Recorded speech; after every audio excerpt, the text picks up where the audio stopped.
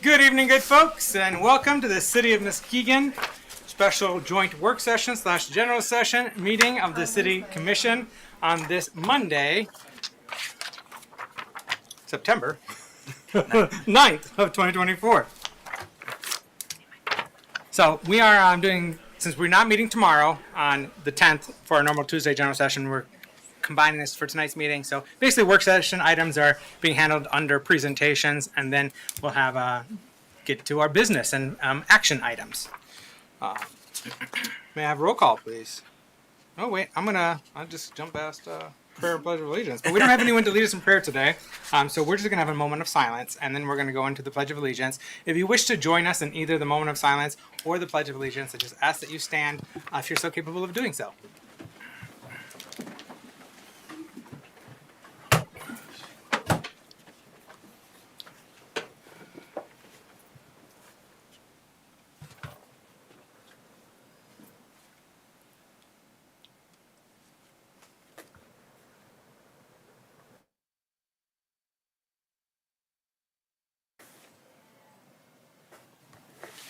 Thank you. I pledge allegiance to the flag of the United States of America and to the republic for which it stands, one nation, under God, indivisible, with liberty and justice for all.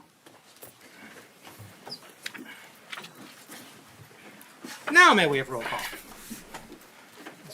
Commissioner German? Here. Commissioner Gorman? Here. Commissioner Cochin? Here. Vice Mayor St. Clair? Here. Mayor Johnson? Here. Commissioner Kilgo? Here. Commissioner Keener? Here. Thank you. So we do have a couple of comment periods, one of which on agenda items and one is at the end of the meeting on any topic you wish to share. We're going to start with some presentation, honors, awards, and presentations first, and then we'll get into public comment on an agenda item.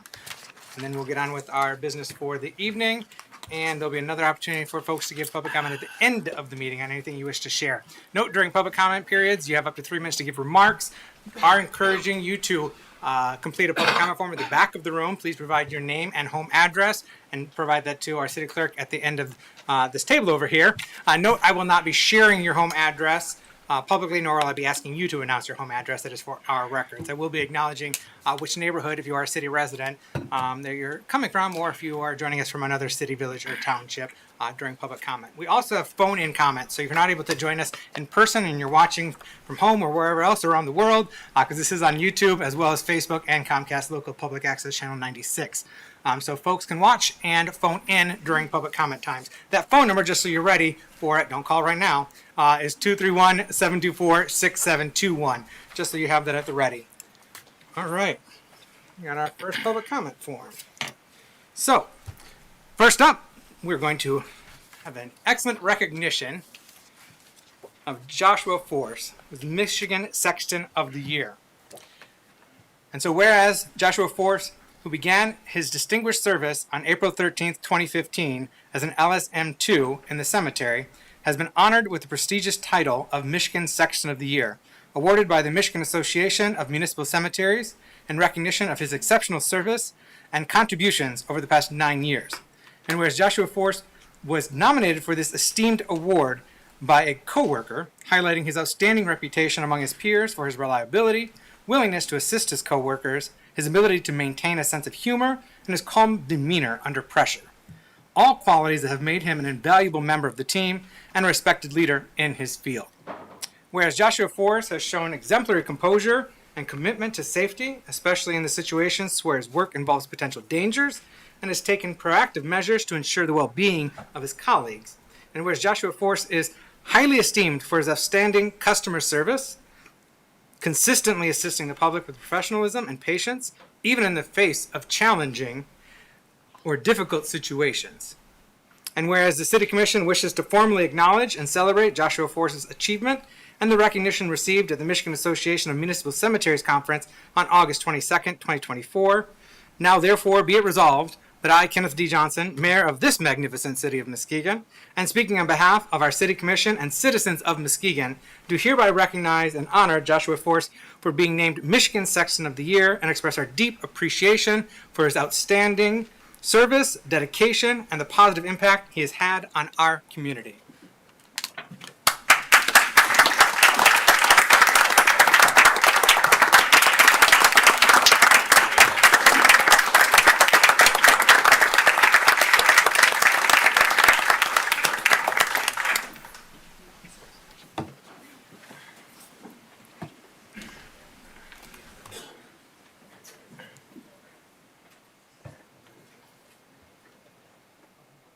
On your picture if you go in the middle.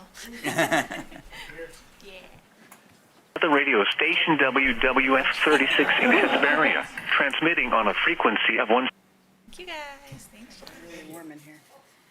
Yeah, we had a dedication of the portal downtown along Shoreline Drive earlier. Run it over there. It is really warm in here too. All right. Next up, we have Regional Transit Authority Articles of Incorporation, and that's being led by our Deputy City Manager, Leanne Mikesell. Welcome. Thank you. It's good to be here with you. So I just wanted to talk with you all this evening about the proposed Articles of Incorporation for the Regional Transit Authority. As you all are aware, the Muskegon County currently operates our transit system, and they are seeking different options for that so that the responsibility no longer lies with them. So we have a group of us that are investigating putting together a regional transit authority. We've had a lot of meetings and had good collaboration amongst everybody. And so now we're at the point that we're ready to adopt these articles of incorporation. This is our first official step. All of this falls under Public Act 196 of 1986, and so we're following all the guidelines that are in that act. I do want to point out a few things to all of you that are in the articles. So far, we've kind of narrowed down who the members of this authority are going to be. So the members include the City of Muskegon, the City of Muskegon Heights, the City of Norton Shores, and the City of Roosevelt Park. As you also are probably aware from previous conversations, part of the reason for going through this process and establishing a regional transit authority is that then we will have an entity that can levy a millage. And so that would be a way that we would handle the funding. We do not have a millage yet. That's a process that we'll have to go through once the authority is established. But the reason I bring that up now is that the plan is that all precincts in all of those cities would be included in the Regional Transit Authority. So the purposes of the authority, there's a lot of language in here. It's essentially to operate and maintain a public transit system and to provide that certainly within the authority, but we also have the ability to contract with other cities or townships for transit service if they so desire that. The plan is that the authority would have a board of directors. The members of that board will include the chief executive or another upper level administrative official of each of the member units. So that would be one representative per city. And the expectation is that each of those members would serve for the time period that they hold their position at that city.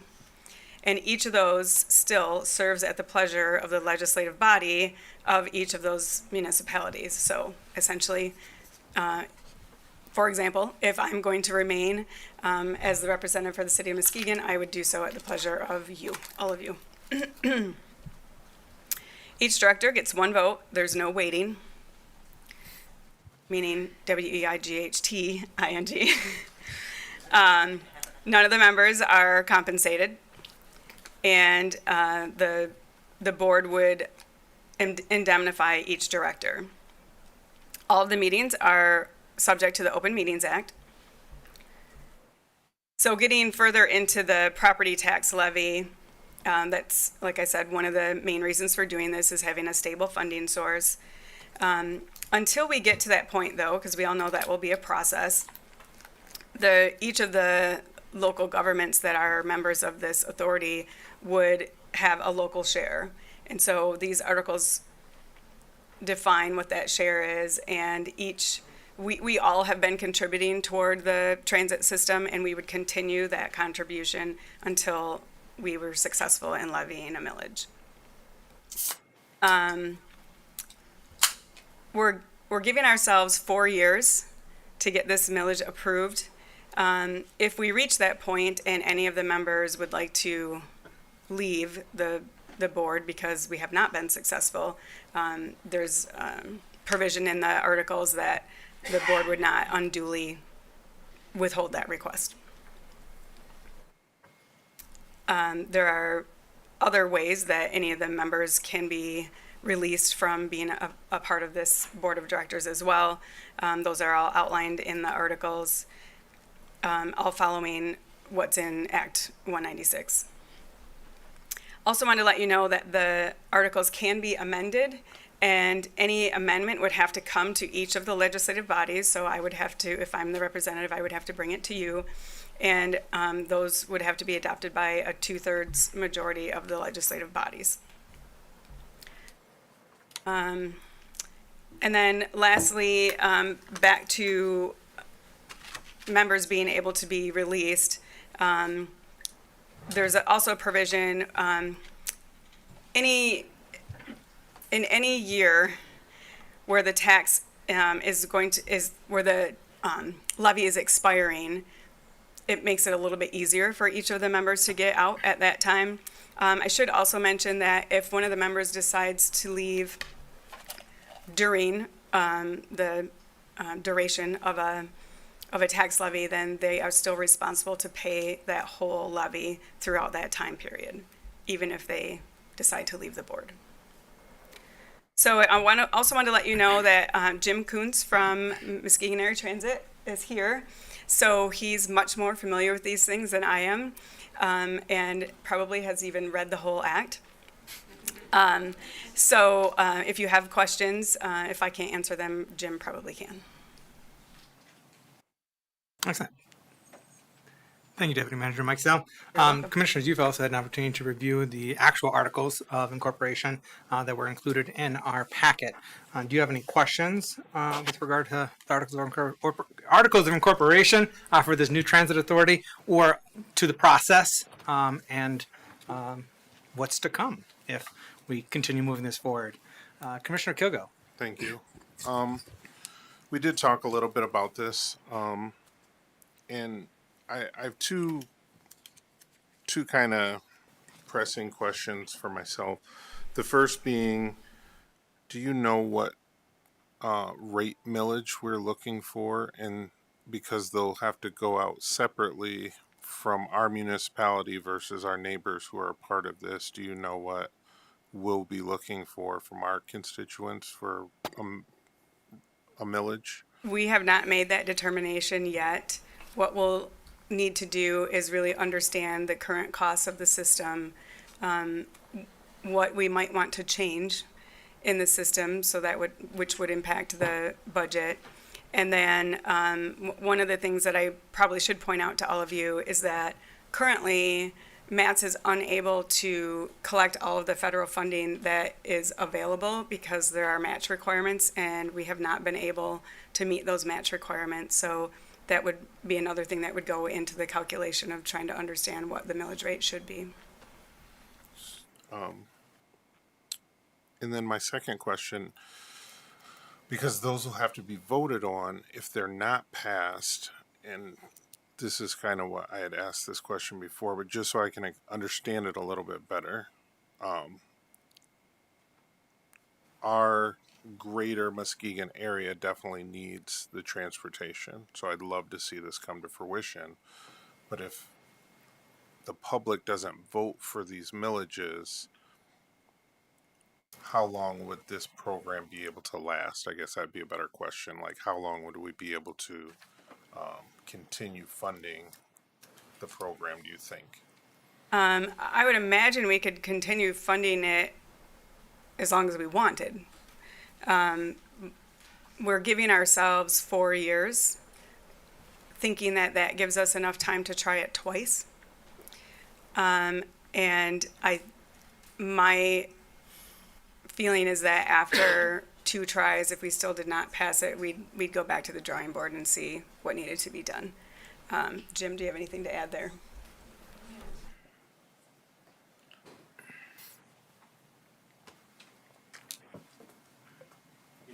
Transit Systems Manager for the County of Muskegon. As Leanne has mentioned, the way that the articles are written right now is that the authority will be created when the articles are filed with the state. The authority then will have a period of transition where it works with the county to determine how quickly to move services, how quickly to move staffing or equipment. The way that's written now is that the current contribution that each community makes will continue for 4 years, during which time, as you indicated, an attempt for voter approval can be made. At the end of 4 years, if that attempt has not been successful, then the parties that are in the authority can discuss if they want to continue existing contributions, increase contributions, or if any members want to withdraw from it. Thank you. I have one last question. The township is not included currently, correct? Would we still be servicing the township? Because there's a lot of people in the township that need the services. The college is right there on the edge of the township and different things like that. So I'm just curious if once we start this, are we going to service the township still? That's a question that needs to be discussed. We don't have a definitive answer at this time. That will be part of the conversation of what is the service going to be once the authority is established and what changes need to be made. And I also want to point out that, as I had mentioned earlier, any community can decide to contract with us and not be part of the transit authority. So that might be a better solution for a community like the township.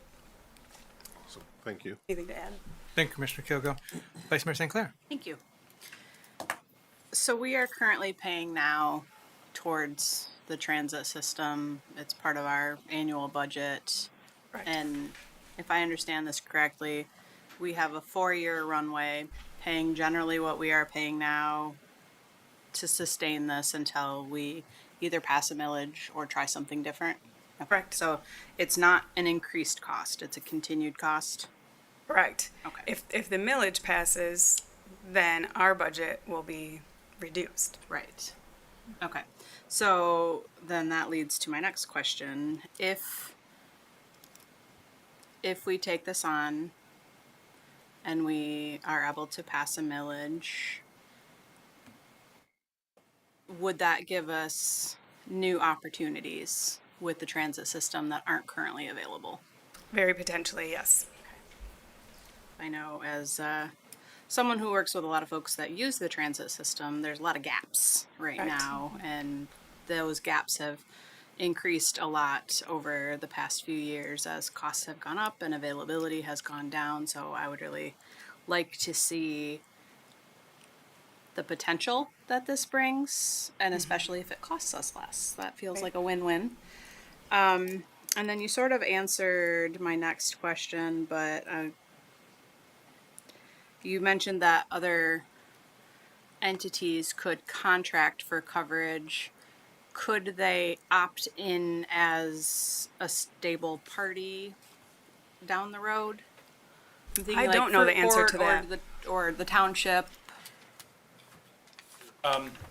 Yes, so once the authority is established, it can choose to contract with anybody. It is it is an instrument of the state. It is an organization of its own. So it could contract with an employer, it could contract with a municipality.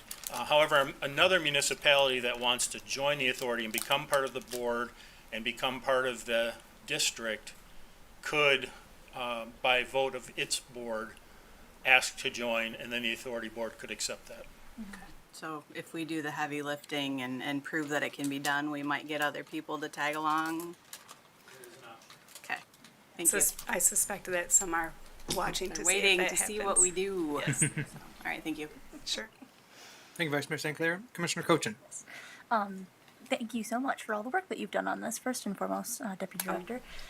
My colleagues have covered most of the questions I was going to ask, but I know that you and I talked about this at my one-on-one with the city manager the other day, and I do want to also echo that sentiment about the gaps. That was one of the big concerns I keep hearing from people when I'm just out and about. They're always asking, when are we going to get bus connection here? When are we going to get more stops here? And my answer to them is, I know that there are some things in the works, and I'm hoping that it can work out, but I hope that you can hear us when we say that we would like to see more connectivity. Absolutely. Thank you. You're welcome. Thank you, Commissioner Cochin. Any questions or thoughts you wish to share on this side, Commissioners? Just comment. Commissioner German. Yes, hi, Deputy Manager Micel, and thank you for bringing this to the commission. I know you worked diligently and hard on this, and I appreciate that. It's well respected. Yeah, I'd just like to see what happens. And a couple questions that I had was already addressed. One mainly talking about the millage was major concerns, and seeing the 4 municipalities that's going to be part of it, which will cover every precincts in those municipalities, which is a good thing, because definitely there was some disconnect in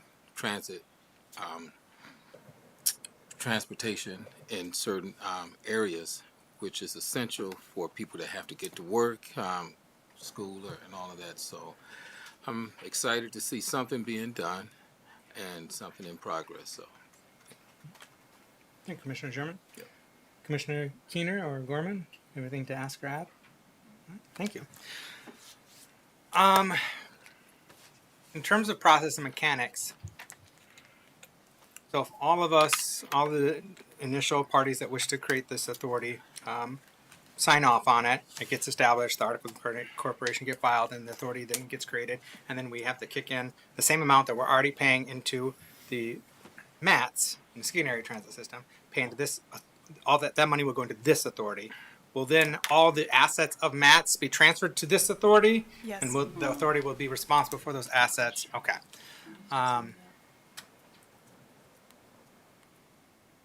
So it will be a process. Yeah. So how seamless will that process be? I mean, the same staff, everything's gonna be staying the same, essentially, until we figure out the new version of the transit system under the transit authority, which routes there are, and then find out the cost, and then go for the millages to pay for that. But otherwise, we're just expecting a seamless transition. It's going to be continuing. The operations of MATS will be continuing under the transit authority. Yes, certainly at the beginning, it will just operate the way it currently does. Part of the work of the board would be to determine, how are we going to handle, not to put Jim on the spot, but is Jim still going to be, the executive The director? director, yeah. Are we keeping the same staff? What are we doing with the unionized staff? There will be a lot of details to work through. But So at the it'll be beginning, it will initially be seamless transition, Yeah. but then you'll be getting to the nitty gritty and deciding who's staying, Yes. who's going, what routes are staying, Yes. what routes are going, and some routes may go away sooner than later and potentially be brought back later. Like when the routes that I'm thinking of are perhaps the routes into outlying areas that are not initial members of the transit authority, and whether or not Right. we want to, if Right. they're not paying into it, whether Right. the transit authority wants to continue servicing those outlying communities. So Right. those might drop off Correct. sooner, but could come back later. Right. Yeah, okay. Thank you. Anything to add, Jim? Just if I may, to make sure we set realistic expectations on the transition process.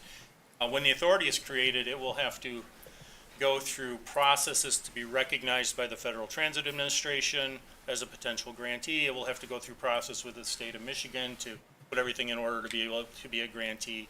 And it will have to strike contracts with the County of Muskegon for. So it will take some time. There are also protections within federal law and in the state act regarding employment arrangements with employees. So it will be as seamless as we can make it be. Service decisions are separate, but also need to be considered, at the same time. So there will be organizational tasks that we'll be focusing on, while we also think about, in the background, what are those service potential. Okay. What do you think a realistic timeline would be before the authority is established and recognized and up?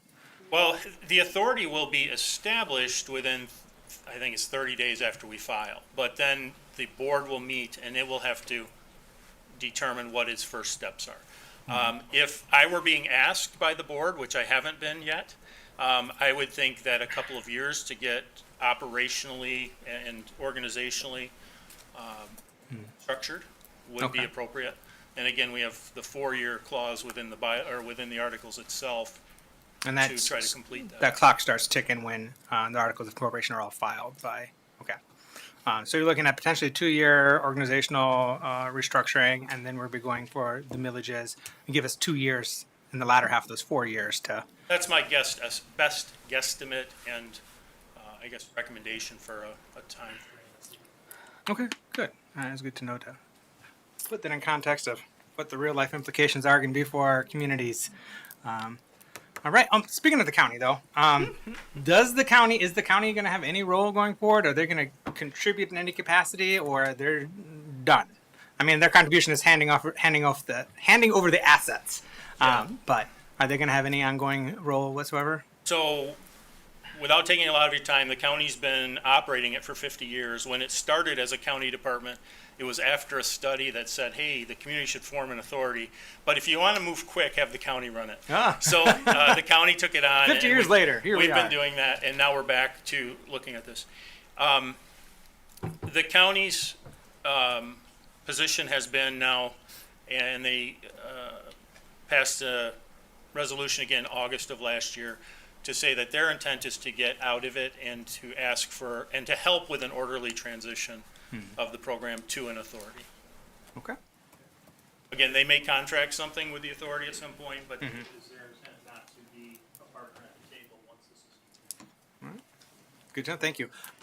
So we're going to see these articles of incorporation on a future general session for adoption.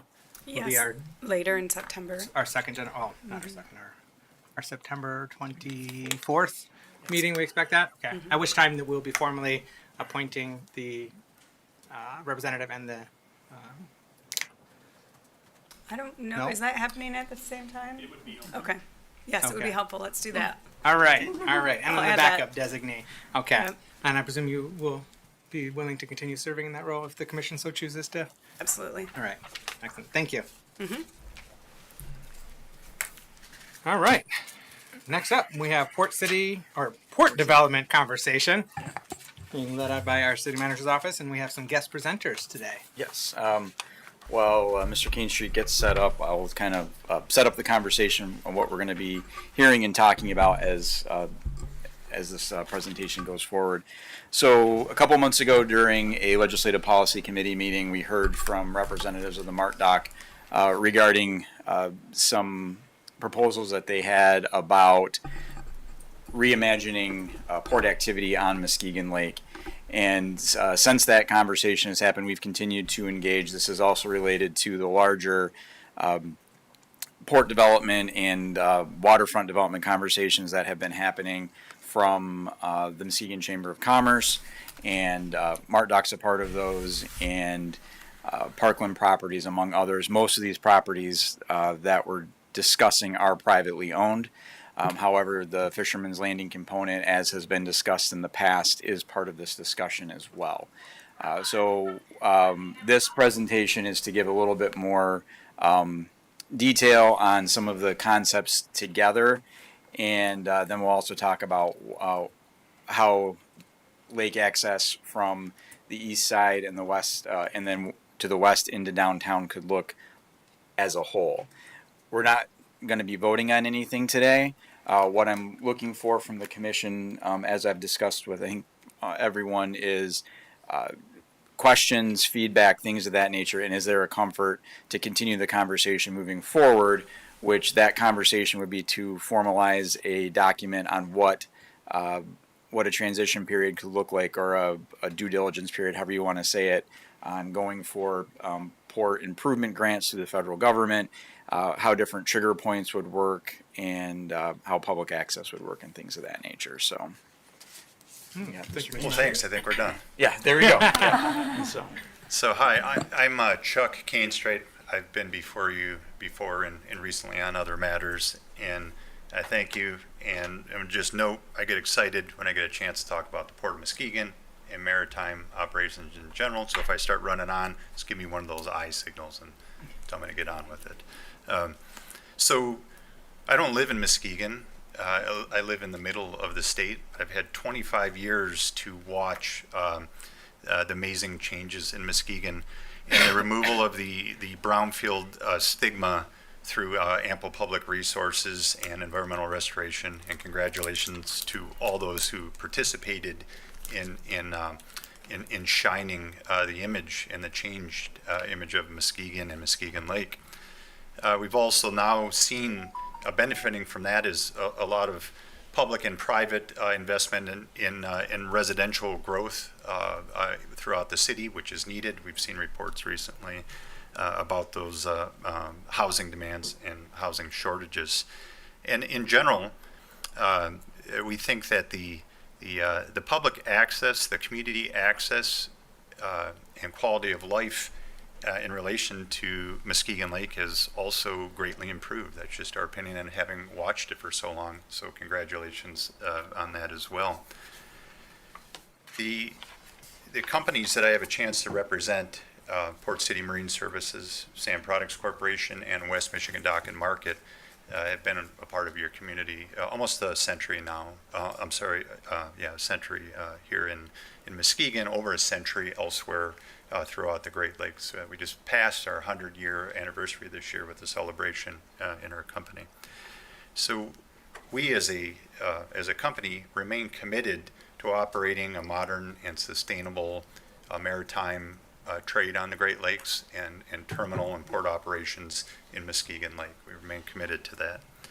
Our companies understand the value that's created in maritime and terminal type operations in that 100 years, and working with local vendors and creating and sustaining economic impact where we work. And of interest, there's about 650,000 maritime jobs in the United States that support about $41 billion in wages. So Michigan, being a part of a smaller lake system and whatnot, has about 12,000 related marine and jobs that are closely related to the terminals and whatnot that support about $700 million in wages. And I think we understand some of the basics of economic impact, that re-spend in a community is powerful in multiples of those reported wages and whatnot. So our vision is this for our terminal operations on Muskegon Lake. It's that that local citizens and vendors are able to participate in some form in this port of Muskegon that we have here, and that they can benefit from the values that we can create as a company, but they can also benefit from the economic activity and connectivity that happens when we operate a fully functional port in the city and county area here. And probably most importantly, they then get to participate in what the future of ports and marine might look like, which we think has a very, very optimistic trend. Maritime is leading the world right now in their reductions of emissions and efficiencies, and we all know that's front and center right now. And I believe the city's committed to seeing those kind of similar goals in environmental stewardship. We also want those local citizens and vendors to enjoy a healthy balance between these wonderful local lake and access amenities and sustainable incomes in a local sustainable economy. That's our primary goal as business, is to try to sustain what we do in these communities. So we believe we now have kind of a better and refined vision for what we would like to propose to you on Muskegon Lake here. So you know what we do as a company. You've seen the activities at West Michigan Dock. A lot of it happens behind fences and whatnot. We do quite a bit and are always there to represent Muskegon in a good way when some opportunity from somewhere around the globe comes up. But what you may not know is we also have the opportunity to operate 5 of the Great Lakes Lakers out there. We're a dry bulk pneumatic operator. We operate 2 Canadian vessels and 3 U.S. vessels, trading in the millions of tons of products out there. So we have a chance to see what can be and why it should be sustained and modernized. So the Port of Muskegon, I don't have to give you details on it. We're all proud of it. We all know it, and this one happens to not represent all the changes that have happened up in front of us, but it is a special place as a nautical port with its massive scale, right? It's 5 miles long with deep water protected, and other than the dredging we need to do out at the mouth, in general, our navigation is true to us.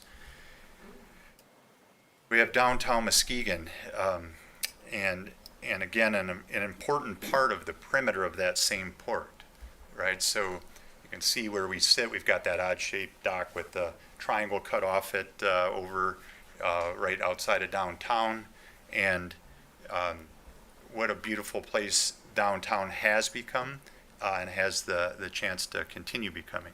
So prior to this, there were very general conversations, and this not the first, okay? It wasn't 3rd Street that was originally talked about. There's been other places on this lake system that have been tossed out as ideas for an exchange of space to operate a redeveloped terminal on Muskegon Lake. So in recent conversations, our friends at Smith Group titled this Where It Started. Well, that's because that's where they jumped into the fray probably a couple decades down the road or whatnot.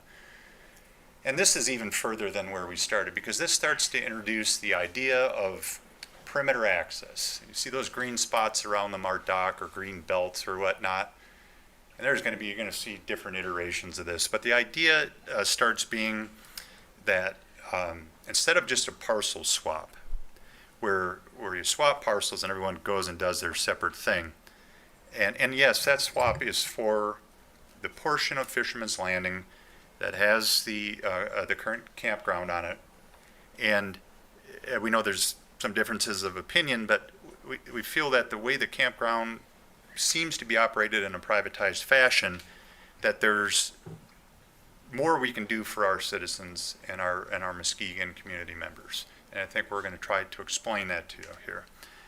So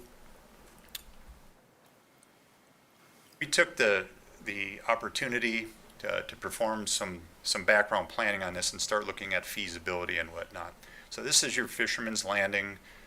We happen to show your boat parking ramps and whatnot in a different color and whatnot, and then there's a crosshatch section that all mean different things. But we went further and engaged the owner of the CMS property adjacent to it, Verplank Dock Company, and we've gone back and forth with other community members, including members at the city staff and whatnot, about how could that be shared in addition to other shared components of the lake. And these are initial concepts of what can be done on the site given their existing the existing environmental conditions. And this little inset you see here happens to be the actual wetland delineation from the site. So it lends itself to some wonderful estuary type design, that where you see the dotted path and whatnot, or the solid paths leading through the green and whatnot, could really lend to something not for just very close local neighborhood interaction, but probably regional. People may want to come try to walk an estuary of this site if it was developed over decades and whatnot. So on the other side of the exchange idea, some have called it a swap type idea, we started looking at the notion of the Third Street corridor, and then realized through professional planners talking to us, and frankly, quite a bit of lobbying from entities around the city and whatnot, chamber and other business factions and whatnot, about what we should do to modernize ourselves along the lakefront and create true connectivity along the lakefront. So we stand before you with a request, kind of standing with, a group with us and whatnot. So, and understand it's a hot button, okay? We're willing to have this dialogue and whatnot. You understand what our interests are. We think we understand what your interests are. Can we make something happen that creates a big lean on a cost benefit or an analysis like that, where there's more good than anyone would have imagined in accomplishing this? So we started pushing ourselves internally at the company even more in talking about, okay, this was about 3rd Street and a development of that corridor and connectivity to downtown. And then we got pressured by professional planners and whatnot to say, well, what's the big picture look like? What does the horizontal picture across the lakeshore look like? And what are you willing to consider as a property owner for public access, right? And we keep honing that. We keep talking about that, and they have started producing ideas that have elements that we like. There are frankly elements that we're not as crazy about. We frankly like buildings maybe, not so close to wharf edges and whatnot, but those are all details. This is to talk about concepts and cruise ship lanes, and those are shopper docks, I think we refer to them as, visitor docks and whatnot. This is the 3rd Street corridor, though, the same place where we talked about the cross right here. This is what it looks like flat, right? This is what it looks like in a plan view, and how it might be redeveloped and tied into the existing city properties and along the lakeshore. So then they throw us a nice, a rendition and these ooze of cost, right? I mean, to try to accomplish something this beautiful, but I think it's neat to see. It's neat to see the concept and get an understanding of what could be. So then we went ahead and said, okay, let's take a wider look. Let's look at what it might look like in a modernized development. And truthfully, in 25 years, I've seen the Mart Dock drawn 100 ways. I've seen an amusement park on it. I've seen a baseball stadium. So, it's just one of those canvases that lends itself towards, hey, what could be? This isn't something like that has reached a board level. There's nothing but just kind of concepts here and whatnot. But something we're true to also is this ship we keep coming back and mentioning, this LST museum that we're passionate about. That happens to be floated right into the middle of the picture right there. Thinking about some concepts in using land to bring those vessels in to create some more heritage visitation type activity down there. I think that one that's in there is the Clipper. There's been a lot of talk about the history and the legacy of the Clipper and the kind of amenity it can provide in the activity and whatnot. Just for conversation, I would point out the greenbelt around that silver top building there. That's the existing historical auditorium that's there that has history in the city and whatnot. So thinking about that flow from right to left there, so imagining you're over at the 3rd Street Wharf and you turn 90 degrees and now you're looking west towards that auditorium in Grand Valley, and then they do a rendition for you to try to get a concept and whatnot. So, I think in general, when we balance that out, and there's a lot to do to imagine getting to that stage, but it's pretty exciting. But it brings us back to this and this, okay? Because that's, in our mind, that's where our proposal starts. And some of the questions that we were asked to make sure we clarify so that you have the proper background information to consider and/or guide a master document and whatnot might look like this. Other ports like Detroit and Monroe in our own state have official sanctioned bodies, if you will. The Port of Detroit's an actual authority governed by the state. Monroe's a port district with local governance, but still receives public funding. And recently, both of those ports have received significant state and federal uplift from established programs that are out there.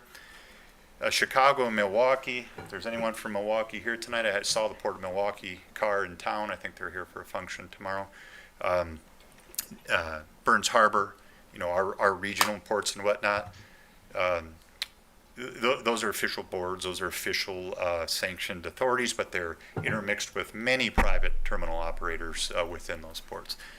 They too, all recipients of significant and upcoming federal funding. It's something that we haven't done, right? So our proposition is to do this as a triple P. I think we've heard about private-public partnerships, and I'll try not to say triple P too many times, but the reason for that is this. We want this to be an independent entity, and we might call it a advisory board, a commission, a district, an authority. We could decide that in interacting. And we would make that up of city and county officials, and perhaps even invite our state, our current sitting state legislators in, whoever our current local legislators are. And we'd add into that maybe some professionals at large, or and us as a terminal operator, just so there can be an interface of real world interface when decisions would be made for such an entity. But the point in making this entity or forming this entity would be for two particular goals. The first would be to have a cohesive and unified pursuit of those capital resources through the existing grant systems out there. Okay, and I'm going to say PIDP, the Port Infrastructure Development Program, because it was offered up in a substantial way in the last 5 years. The monies that through the COVID era, when the supply chain broke down, they threw billions and billions of dollars into reinvesting into our waterways and our ports and whatnot. And there's still time to be a part of that effort. Now, that's complex, so let's just make sure this answer is clear. Neither us as the business entity nor this public entity that we would form to be our partner here would do that. We've identified the appropriate professional third-party groups that would lead that effort. We happen to think that Foth Engineering is the tops. We've done substantial physical marine terminal work throughout the lakes and along the waterways, but they've also led the guidance of the development of those requests for those programs. So the first goal, as I mentioned, a cohesive and unified pursuit of the opportunity. The reproduction costs of a terminal like the Mart Dock aren't small. Okay, the cost for us to rebuild the Mart Dock would be a significant investment. Right, there's a lot of sheet pile there. You can see it from the air and the maps. The second would be that entity would provide proper governance of revenue shared back to the community, the same community that we said we wanted to participate in this, right? So even though there'd be a exchange of values and frontage and public access, those are the kind of the amenity exchanges. We still see value created at this terminal, and we would expect to share some of that opportunity back with the community. I will, on an asterisk, say that West Michigan Doc's strong preference would be that a significant portion of that revenue or value share stay very local to the area where the opportunity was granted to do this, particularly the Jackson Hill neighborhood. So I don't think an entity like that needs to be complex. We had a nice segue. Deputy Director Mike Sell helped us understand that authorities can be formed by selection of groups and whatnot, and they would get together. But what would their first steps be, and how would this work? Well, and we think that once a comprehensive transaction agreement, perhaps a triple P agreement or a community benefit agreement that had a triple P document within it occurred, we can set off on our ways. When the board is formed, it could direct the port operator to go ahead and start assembling these requests and whatnot, and we know that's going to take time. That question has been asked, well, what's this timeline look like or whatnot? But we wanted to be clear about something. Somewhere we got in these conversations before was the notion that this could start before this wasn't going to start happening, because the way that we had anticipated structuring a swap, there was this what if we aren't successful raising funds. So we're prepared to say this time, with this vision and this proposal, this can proceed, and that transaction agreement will memorialize the fact that the things that will happen and move forward on 3rd Street and the public amenities created there will stay there regardless if we are successful in the pursuit of those public resources. Now, of importance, that can happen, and a board can direct us to start developing requests for these public resources. But the fact of the matter is there's 2 rounds left. In May in 2025, in May of 2026 will be the last 2 cycles of the currently funded PIDP program that frankly is paying a lot of attention to the Great Lakes. They keep expanding it to sustainable and new green electric terminal capacities, so there'll be much more competition for it. And that's not the only place you can seek infrastructure support for transportation systems like this, but it happens to be the one out there that is doing the lion's share of restoring the waterways in the terminals. So, after that, how do things proceed? Well, it's hard to fix dates on things that you don't know the answer to where things get in with a request like this. We're pretty confident that a first or second round request of that program would sit well with the federal authorities in the way they view the Port of Muskegon. They're aware of the Port of Muskegon. They know of its sustainability and its deep water navigation channel and whatnot. Another thing on the timeline, I think it's important to address. We don't know what the timeline for the full development of the downtown corridor could be. It's market driven, it's capital availability driven and whatnot. But one thing we do know is that when the uses premised on changes and the improvements to a terminal like a portion of Fisherman's Landing, when those uses are available and can be put into action, this comprehensive transaction would state and memorialize that we would vacate those uses on the Mart Dock proper. And the importance there is that that will be for us, with our dedication to running a terminal, moving those operations for break bulk, bulk heavy lift, ro-ro, all the opportunities that Mart Dock presents us.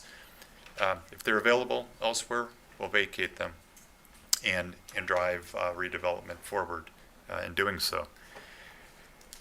Last question that I knew was on a list of the group that had dealt with this conversation the most is, well, we keep talking about a public-private partnership, but maybe even the underlying land staying in the ownership of the city or a municipality.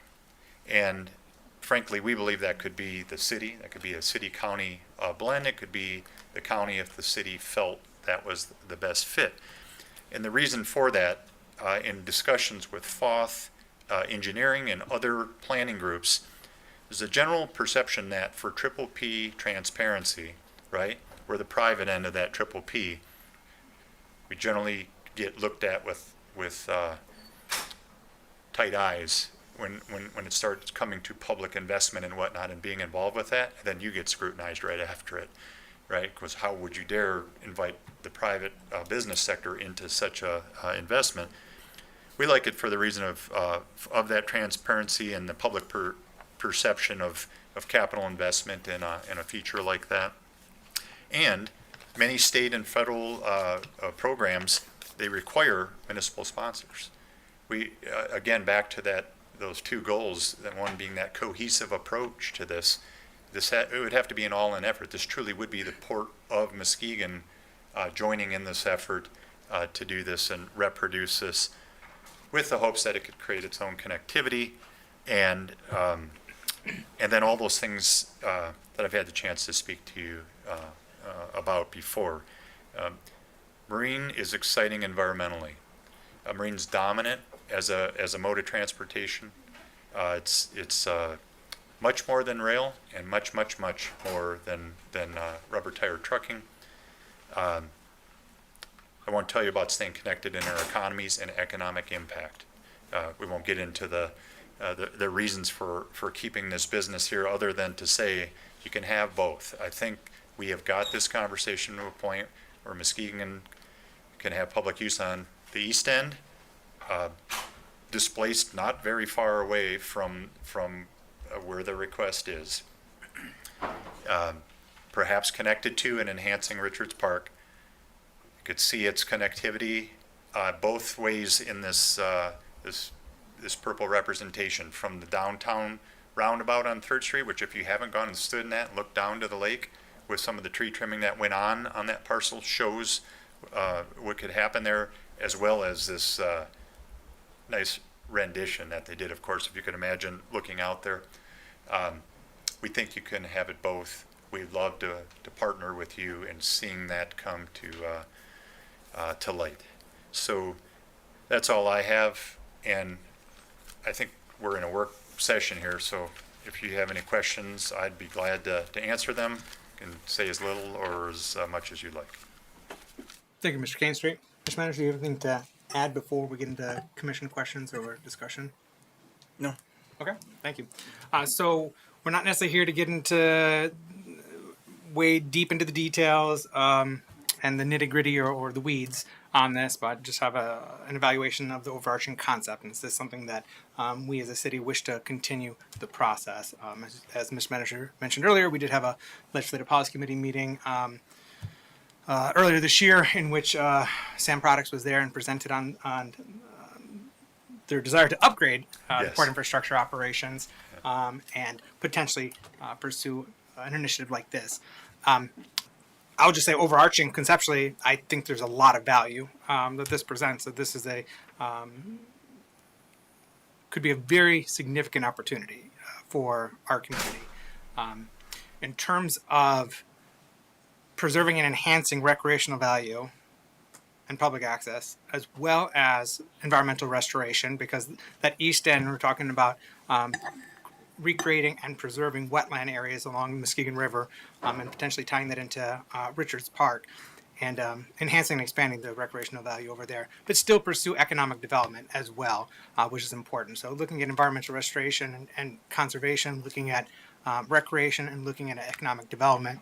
And then and that's just talking about the east end of Muskegon Lake there. And then when you get to downtown, looking at 3rd Street Wharf or looking at Mart Dock proper, there's a lot of opportunity there as well in terms of providing greater public access to the waterfront and recreational and green space there, while unlocking a whole host of new redevelopment opportunities on Mart Dock proper if port operations were no longer there.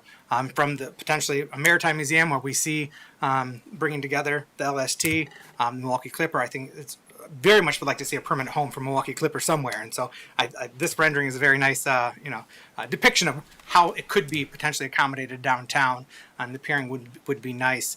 And then seeing just mixed use development along there as well. So inviting residents to come live on the waterfront, as well as commercial opportunities and entrepreneurial opportunities. And so I think there's a lot of value in this overarching concept. There's a lot of value, a lot of opportunities here. Of course, the devil's in the details, as they say. Sure. Which, if the commission and the city wishes to move this forward, we will have opportunity to get into that, and our staff will be getting into that, and our legal counsel will be getting into that with sand products. So that's just my initial thoughts in terms of the overarching concept. Commissioners, your questions, your thoughts on this? I saw Commissioner Keener first. Thank you for your presentation. First off, I would like to say that I'm quite irritated right now. I'm like highly irritated. First and foremost, conversations that we had personally about what would happen to the campground, it's like the campground is not even mattering no more. That has not been spoken about at all. It has not been spoken about where it would be transitioned to or anything like that. So I'm very irritated because I feel like the wool has been pulled over my head. Super irritated. Do you have a question? I have a number. I just want to. I mean, on the campground. Oh. You can speak to it. Okay, now I do have a question. I just want to get off my chest what I got to get off my chest first off. Secondly, that space is of some value as well because I can't afford a boat. I can't afford to go and dock, but I can't afford that campground when I want a staycation. I can't afford the Delta. I cannot afford most of these hotels that's coming up around here, but I can afford a staycation. There are people that are homeless that DHHS pays for. They give them tent. That's where they stay all summer long. There are numerous residents who have become lifelong residents in the city of Muskegon just from coming and visiting that park one good time and decided to make this a home. So there is great value. We have not talked about the value in that land and what they put into that land. So I want to make that known because I told them that I would fight for them. So I want to make that known that, I think most of the commission know I'm not for what's going on unless it's everybody benefits. I mean, everybody benefits. I'm sick of all these structures going up. We got a gazillion damn mixed-use properties downtown that ain't hardly nothing being done with. I can't even afford to go into them with my business. So I'm super irritated right now. I just had to get that off my chest. I have no questions, but if you could tell me what the plan would be for Fisherman's Landing on relocating that, I can appreciate that. Sure. Well, first of all, let me state that it wouldn't be our intention to rush to displace a campground. Obviously, the wider part of this in assessing all these values would be to make sure that the net value gain was what you said, positive for everyone. Otherwise, the commission wouldn't engage a partnership like this. We understand that.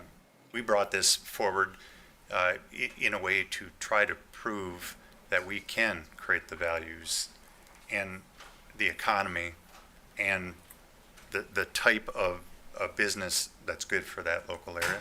I do know there'll be substantial campground expansions elsewhere within our system, very locally, with the county and the campground that'll be placed out by the former Nugent site out there with the purchase of that.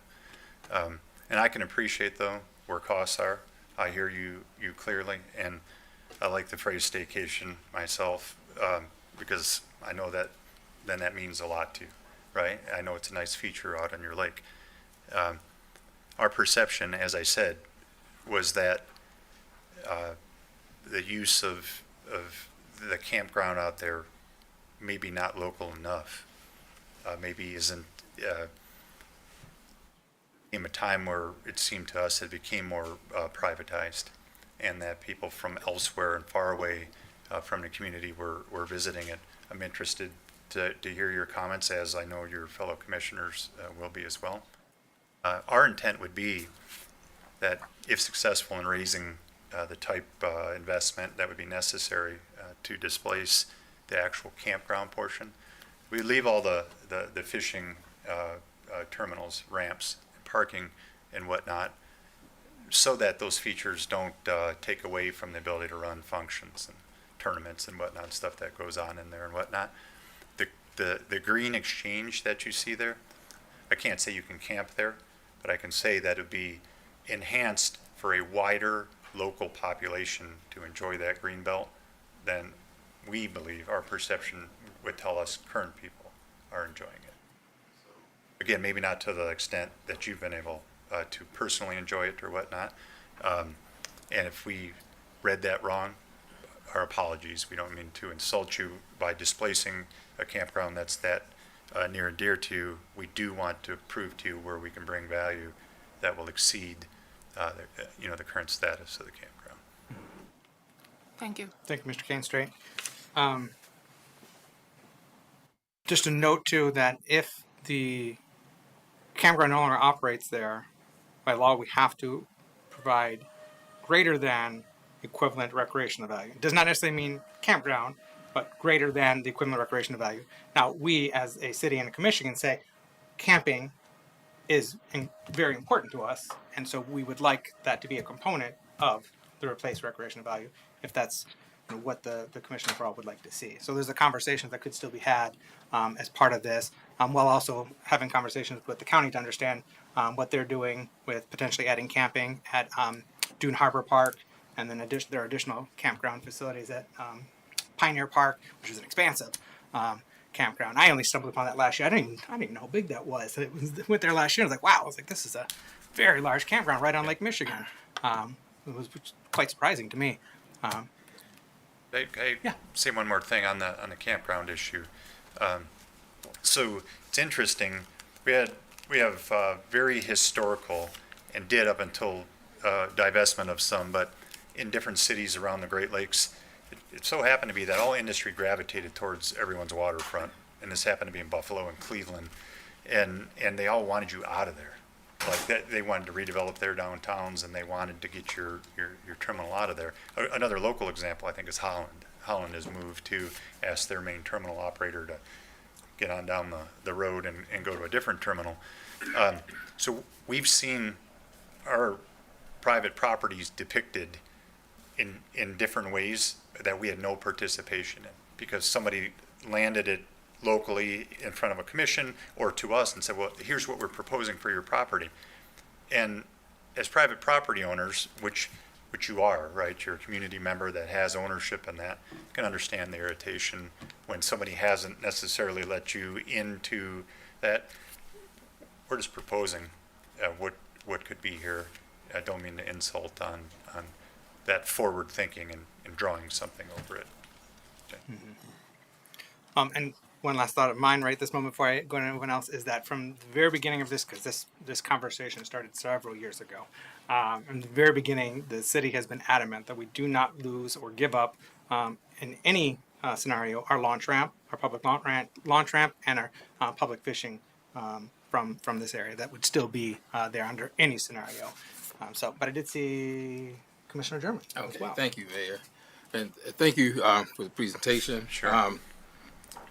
Commissioner German, I oversee Ward 2. That's in my ward. I've had meetings with Mr. McKee, and conversations have been addressed before between the Mark Dark and the commission, and as I've stated then earlier, I was opposed, and but I'm open to conversation. And that's one thing, so I'm not closed-minded to it. But representing my constituents in that ward and residents, you kind of address some things, but I'll just go ahead and read this. As I stated, we have been open to discussion on the matter related to the recent interest in development in this specific neighborhood. While we appreciate the interest and contributions in this community, there are significant concerns about decisions to remove amenities from the Jackson Hill community that has already suffered decades of disinvestments. Given the potential impact on residents who rely on these amenities, we would like to understand why the focus is not on investing and revitalizing this area of Fisherman Landing that needs economic and social support. Could you please provide insight into the rationale behind this approach, it is critical to consider how this development could benefit or further marginalize the assisting community. Although there are many residents and constituents that is not interested in a swap or exchange for the property of Fisherman Landing, but the public greatly appreciates the thoughts on how they could work together to ensure a new development enhances rather than diminish the quality of life in the Jackson Hill community. And given that said, you mentioned some partners, as I've seen in the proposal here. I think one of them was, let me go back to Parkland Properties, who the city has worked with. I've had confidence in them and what they've done because John Ruggs has delivered on his promises. Chambers have broken promises, even the one on the Jackson Hill former farmers market that promised to do something with that property and has not done anything since then. And I've just had that conversation with the president, Cindy Larson, last week. So it makes it difficult to see a proposal or an interest in this property when it's been little investments, and you don't see interest until private businesses want something for something. And due to the urban renewal and the disconnect of the Jackson Hill and the downtown areas, I just find it very perplexing that when companies want something, then you want to come talk to the community. Now, I'm not talking to you personally, but hey, this just happened to be a situation like this. So if you can address some of those issues and how this was benefit. I know you mentioned a benefit agreement, which was something that, you know, could be entertained, but for the most part of it, I don't see the community, and what I've heard from my constituents, there's very little interest. So, you know, the two quality of life we see in two pieces, as we mentioned, would be firsthand amenities like this, but it would also be stable income, stable economy surrounding your local community. So we would see it as taking an asset and allowing it to be utilized in a way to create monetary value in our region, assuming that the authority, whatever, have the governance over how those funds were shared, back to the community, right? Real dollars. So you could think of it as redeveloping the market. I think you're referring to the farmers market site or whatnot, and creating leisure and recreational value, or it could be business related and supply real monetary value for the asset. Somebody coming in and assisting and uplifting that local economy. Some of the ways those funds might get used are maybe very local job training. I don't see these terminal operations as being over sophisticated, and we try to find new mariners every day. In fact, my head of operations right now is trying to find new mariners because he has to do it every night. Those are the kind of things that economy can create, being associated with it and inviting locals to physically be a part of it. I think it's very valuable. It could be valuable to them. Now, it's not for everyone, I understand, but they wanted to do that. We went back and said, you know, $700 million in wages for those 12,000 jobs.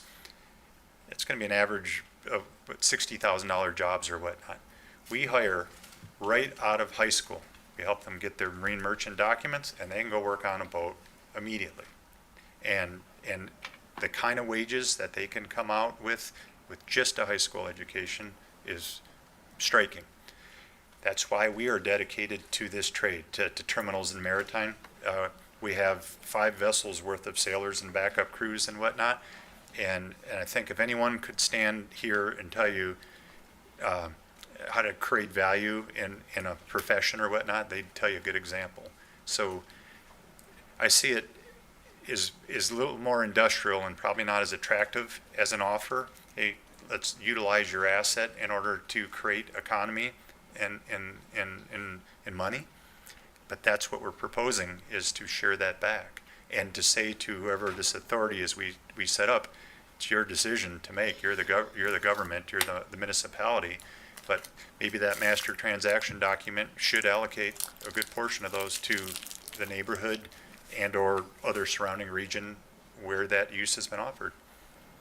We're very open about that, very, very willing to talk about that. Okay, thank you. Thank you, Commissioner German. And I do think it was mentioned during his presentation, the prospect of a community benefits agreement. And within that community benefits agreement, that's where you can hammer out some of those details in terms of focus on hiring from within the community, or, you know, a share of the revenue stream being put back into the community, whether that's with public amenities or, you know, trades programs, or potentially even, you know, we heard the challenge of being able to access some of the commercial properties downtown. Maybe it's even to an extent subsidizing commercial properties for entrepreneurs in order to support that entrepreneur ecosystem in our community. And then also potential for local representation from within the immediately surrounding area on any transit, or not transit, any port, Those authorities, right. and any port association or cooperative. But I do just want to note or clarify that the chamber is not involved, or the chamber is not part of this particular initiative. So this chamber is not, you know, part of them leading I certainly it. didn't Oh, no, mean no, that. I just, No, I you mentioned the chamber I earlier, just so I just mentioned wanted what to- was in the Yeah. package Yeah. there. I just wanted to clarify And I that. just stressed that because I was very displeased with the broken promises. That was back in, I believe, 2013, 14. So, and, you know, But Commissioner German, yeah. what we're trying to do here is, so I think the phrase I heard here was broad strokes, like, hey, Chuck, stay to broad strokes, because, you know, there's so many details that would have to be worked out. But, you know, I think the consensus we're trying to get towards is, you know, let's put that on paper so that you can consider it and share it with your constituents and whatnot, to say, is this real value? Is this enough value? Is there enough in this for us to stop fighting this and enjoying this, or do we want to take another stance? We appreciate that. We really do. Yeah, no, that feedback is incredibly important. Listening to this forward well, and sharing what you're hearing. and we talked about that. Yep. So, but again, into Commissioner Keener's point, in the presentation, the campground wasn't discussed or anything. And my question, even before someone was on the commission, why would people in that community have to go down the street a quarter of a mile just to go camping when they have amenity right there? When they reimagine Muskegon, they don't see it the same way you see it, as developers. You got to understand, because these people have lived here through the 60s after the urban renewal, the divide of downtown, that access to the downtown, to the water, and, you know, 40, 50 years later, you know, developers are coming to seize that lake more or less to make profit. And I get it, it's business, but at the same time, the taxpayers who I represent should have first benefits and benefits to those assets, those natural resources. So how can working together, if something was like this was passed, benefit the community as a whole? And we talked about, again, those, you know, community benefits agreements. Right. And there's no guarantee that, you know, the city would do what they say they're going to do with it. I mean, we just have to really have those things in writing. I'm very clear about this, and when we talk about these things, and because I've seen it happen before, and I'm at the stage of my time here on the commission, I'm not just going for hearsay or promises and stuff like that, because I've seen all of that. Right. So if something could be in writing, they come to the community decide this is what they want, because I work for them, you know, but I'm also business friendly, and I'm looking to work together also. But we have to do it in an equitable way, fair, where everybody benefits, not just some. Because when I represent and I ran, I was running as a commissioner that would represent all, not just some. Right. Well, I would hope our 1933 establishment would at least give us credibility as a committed entity of Muskegon, right? There's been different ownership and management of our main company since then, but our company does, we believe, good things in the community, and that's what this proposal is about: is how do we look at the big picture, frankly, for everyone, and look at how downtown Muskegon connects to its lake system, its reestablished lake, right? No one wanted to go to a lake in the 40s and 50s when Lakey and Teledyne and whatnot were operating. Now everyone wants to go to that same lake, right? I think when you see and I know I ran through them, but when you see the full perimeter access and the rights to flow through their downtown and across it unimpeded, no gimmicky crossings or where it looks like it'll be there this week and we'll take it away because we're gonna have a crane sitting over it or something. That's for us to try to hammer out. I think we're not at that stage of hammering that out yet, but this is the conversation we're looking to have. Yeah, thanks. Some of those details, I know we're not getting into the nitty gritty, but some of those Broad details strokes. are transplating a transfer of ownership of property on the waterfront, meaning MarDoc and Sand Products would be fee simple transfer of some property to the city of Muskegon, even though the city would be retaining ownership, or some other municipality could be retaining ownership of Fisherman's Landing. Fee simple transfer of property on the waterfront from a MarDoc to the city, and then other areas would be public easement on their property. But I know, Mr. Manager, you had something to share. So one of the reasons that there isn't a whole lot of detail on this section of the plan, there's more on the other areas, is because we wanted to make sure we had public input throughout this process if it was to go forward, specifically on what the amenities would be on the recreational side in the CMS property or the Verplank property that's owned by another third party. And so the concept that's in front of us right now is to show how the land could be delineated between the existing Fisherman's Landing and then the new area, which would be part of the conversion process. And part of what I was looking for tonight was to get feedback from the commissioners about what was important to the commissioners for us to talk about as we have this conversation move forward, and different things that you would want us to consider. And I was going to say this before the conversation started, but then I decided not to, but now I'm going to say it. To talk about kind of the total feet frontage that we're looking at right now on Fisherman's Landing, including along the berth area, there's about 1,200 feet of frontage. The Verplank property that we're looking at would be 2,500 feet of frontage, so more than doubling it. And then when you look at the possible frontage on MarDoc proper, 3rd Street, and things of that nature, that's 4,500 feet of frontage. That brings up to about 7,000 feet of frontage, or 1.3 miles of frontage, where currently the city of Muskegon owns about 1,200 feet. So one of the reasons that staff was having this conversation is because the amount of actual publicly accessible frontage that we would have access to goes from about 1,200 feet, or about a quarter mile, to about 1.3 miles. And I thought that was worth bringing the conversation forward. But then looking at those details on what's important to the commission as we figure out how that agreement could look. But then specifically when we got to the concept of what a Richards Park expansion could look like on the Verplank property, having those public engagements on what is it that the residents want to see in that area to ensure that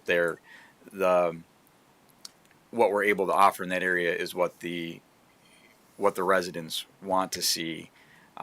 And I see that as an investment on the east side of the city, whereas before, when those conversations were having, as Mr. Kane Straight pointed out, it was really about the swap of the two properties, and it wasn't really about how we enhance access or availability on the east side. Yeah, I know that, and I see hands over here. I'm going to go down here in a second. I know Mr. Manager, throughout our conversation, has been adamant about not taking and extracting recreational value and opportunity from the east end and moving it further west or moving it downtown, but insisting on any discussion, any movement, any initiative, any deal must include preserving, if not expanding, those values and opportunities on the east end of Muskegon Lake, as he just some of which he just referenced. And I would just two things asterisk point out before I go down here is one, even though he mentioned 1,200 feet around Fisherman's Landing, most of that is behind a private fence. Is not generally accessible by the public, and two, there's opportunity for, even if this were to move forward, using this to help fund the development of a greenway corridor along Ryerson Creek, which is in our master plan that we adopted last year, being able to create a greenway corridor along Ryerson Creek that would connect our Steele, our Marquette, our Jackson Hill neighborhoods and provide more access to natural resources and, by extension, the Muskegon Lake and the downtown waterfront. So I see those as additional opportunities in my mind. But I'm gonna go all the way to the end and then come back this way. Commissioner Kilgo. Thank you. How'd you know I had stuff? I saw your hand earlier on. So here's my advice. I would, because this isn't in front of us for a vote and there's still details to be hashed out, I would start with more layman terms, direct, clear direction on the community benefits agreement. Explain that to residents and the people in that area and the people that live close to there and access there. How can this community benefits agreement help the residents of Jackson Hill, help the residents on the east side of the city? Be very clear about that. That's one thing that I would do. The second thing that I would do is I would give more details, bring some more renderings about this expansion of the park in public access. We can kind of see it here and wetlands and blue green and dotted lines and stuff like that. I'd pay for whatever renderings you need to show the beauty that it could be if this were to happen. And then I would just be clear about the campground part. Now, public, private, I got it. You're not necessarily the entity. Part of this would be on the city. Okay, the campground goes, the boat launch and fishing part stay. Is the city going to have a campground? If it's no, it's no, but just be upfront and clear about that.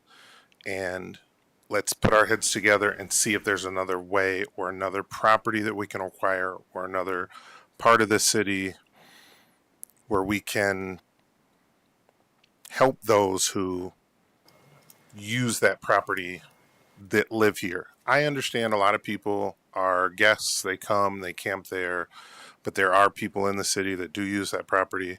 So let's put our heads together for some ideas. Me personally, sure. I'd love to see Mart Dock proper move some of the business part down to the east side of the lake, right? So that it's like all beautiful, right? Somebody goes along Shoreline Drive, they're like, oh my God, is this Traverse City? Nope, it's Muskegon, Michigan. Like, I would love to see that. But we also have to think about and be very clear with residents that are here and how we're going to give back to some of the residents that are here, and not just say the words community benefit agreement or, oh yeah, we're going to give back to, like, I think that we just need be very clear about funds, programs that we can do with those funds, how we can use those funds to help benefit some of the people that don't live on the lakeshore, that don't live on the water. In my everyday, I see all of the developments coming. I can name them all, but you guys know all of them, right? We have all of these developments coming on our lake. It's going to be beautiful, right? Well, a lot of those places are very expensive pieces of real estate, a condo. Great. The people that want to buy those are going to have great views of the sunrise or sunset.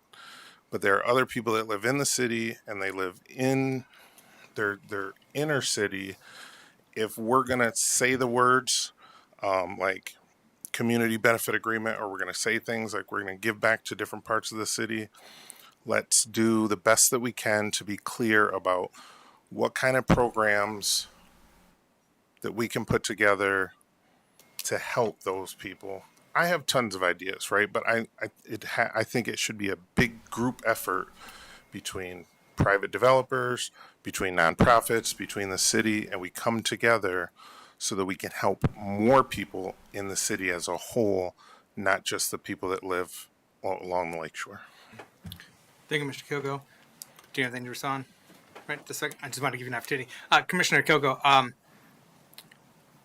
so it sounds like that you are in favor of moving the process forward, understanding needing to flesh things out. And I think that's what we're looking for tonight is there a green light from the commission to put in that effort, not only the effort on SAM products, but also our staff. And do we want our staff spending time and energies on working with SAM products and coming up with and doing that engagement, because we're going to have to do our engagement, as Mr. Manager said. He already, fully anticipates doing that engagement, doing that concerted public engagement to help inform this process and the community benefits agreement and a, infrastructure or port authority or port association or whatever it ends up being. There'd be a lot of engagement that needs to go into fleshing that out and creating it and refining that. We're just looking for tonight, is there a green light to move this process forward and have our staff spend the time and them spend the time and effort. Because if someone knows tonight, absolutely not, under no circumstances would I ever agree to this, then that needs to be shared tonight so we know that. Because we don't want them spinning wheels and we don't want our staff spinning wheels when we could be having them work on so many other initiatives and goals we got. But Vice Mayor St. Clair. Oh, did you have a follow-up? I'm sorry, Commissioner. Yeah, I don't know if you were asking me a question. Yeah, I did ask like, you if are you support just moving the process forward? Yeah, just so we're clear, I am supportive of it, but I think that there's a lot of details that are missing that I would like to see before I would vote anything like this forward. Sure. So because we have to do the work, I'm in favor of us doing the work because I want to put those ideas together on how we can help more people in the city of Muskegon. Mm-hmm. Yeah, a lot more details. Vice Mayor St. Clair. I'm always skeptical when it comes to conversations about Fisherman's Landing. I know, I think I talked about this in the work session, that it feels a little like Groundhog Day, that we've been around this a dozen different times in a dozen different ways. However, I think it would be negligent of us not to continue circling the drain on this, because it's a bigger issue than the campground or the downtown or park access. It's about a blue water economy. It's about jobs. It's about how do we want to support the vision that we're moving towards. I understand that this was a sketch that you offered us, like, hey, maybe this is something that we could possibly move towards. And I know that this by no means is a final answer. One thing that struck me, and you answered my question, 1,200 feet of frontage right now we own. And I don't know if anybody knows the answer, but how much of that is publicly accessible if you have not paid for the privilege of being in the campground? I went back and looked. The 1,200 is actually behind the fence. So there's another about 200 outside of the fence. So 200 feet of frontage if you are not able to camp. So for me, that is enough to make this make sense to continue this conversation, because the plum part of Fisherman's Landing is not accessible to most of Jackson Hill. We talk about justice and equity and access, and currently that isn't accessible to most of Commissioner German's community. As an at-large commissioner, I also represent that ward, and that's always in the back of my mind that it's not available to most people. And if you don't have the means to get there, then that little bit of waterfront that is available to that community is not for them. It is for other people. So if we can make the stars align and make all of the things happen in the way that, the pretty pictures that I've seen can envision, or if we can even get something close to that where we would have the Verplank property that people in the neighborhood actually could walk down to the lake and have lots of access, I think it would be negligent for us to not at least have that conversation. Thank you, Vice Mayor St. Clair.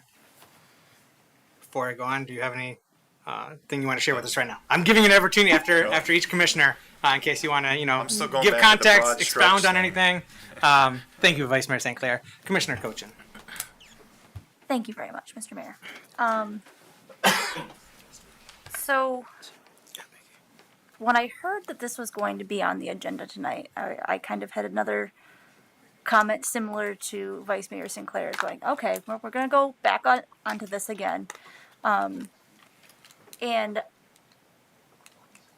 I've always been taught in school that you sandwich things, right? So I'm going to tell you the good things, the bad things. I'm going to finish with some good. So the things I liked about this presentation, it was better than the one at the Legislative Policy Committee meeting. So it looks like there are more opportunities for the public to have access. I like the Port Authority concept. I like the concept of giving back to the community. I like the presentation when you said that the city would possibly be able to maintain ownership of the property. I know that that's something that my constituents are very concerned about. Now on to bad. It feels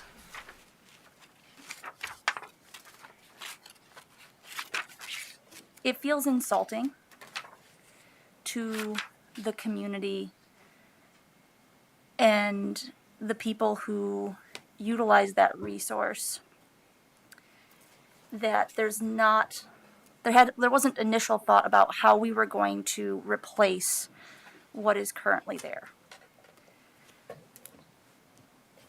I think a lot about the people that Commissioner Keener brought up, the people that are staying there in tents, not as on vacation, but because they have to. And we have a growing homelessness problem. And if we displace those people, where are they going to go? That's going to be a big issue. That's not even considering the residents who utilize this area, the fishing tournament that goes on there every year. I think that more simple language would definitely be beneficial, like Commissioner Kilgo said. And there is more to be discussed. I think that the shopper dock concept is really neat. I like that. I thought that was cool.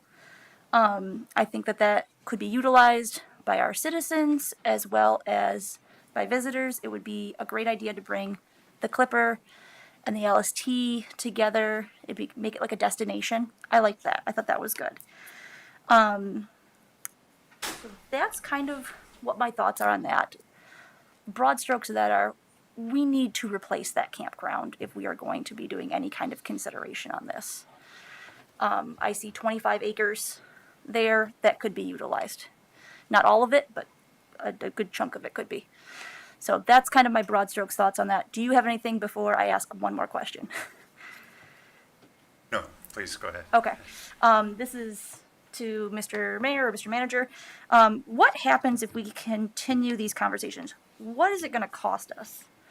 So I don't know exactly what it'll cost us. It'll be staff time primarily is what we're looking at. There will be some attorney's fees, but we contract with our attorneys for I'm not sure how many hours per year, but it's a number.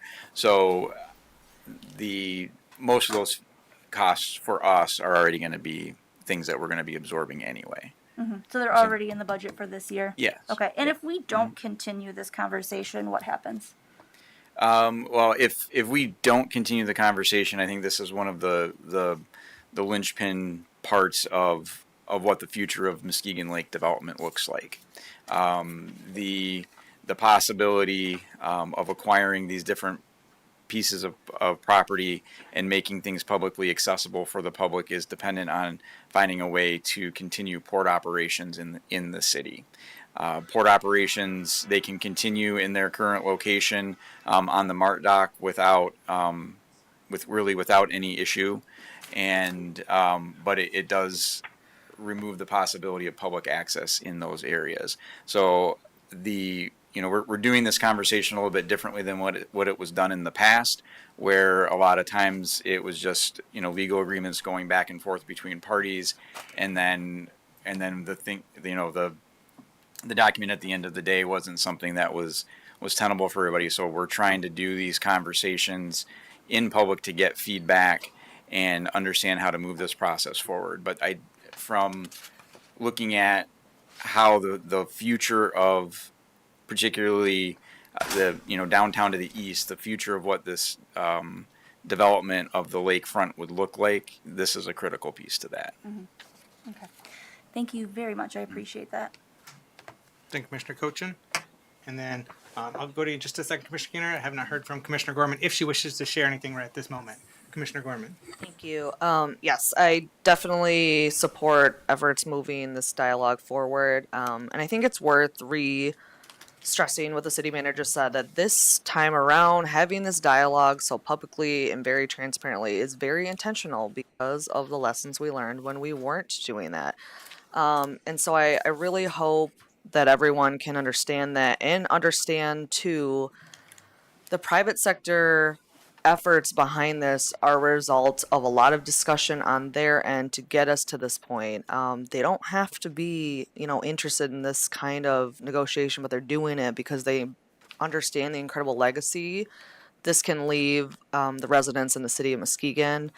And I would challenge the commission to be reminded of that you can be part of a really incredible gift to our community that's going to be here lifetimes after we're gone, or be part of the reason why that wasn't accessible to the community. And I definitely know what side of history of that I want to be part of.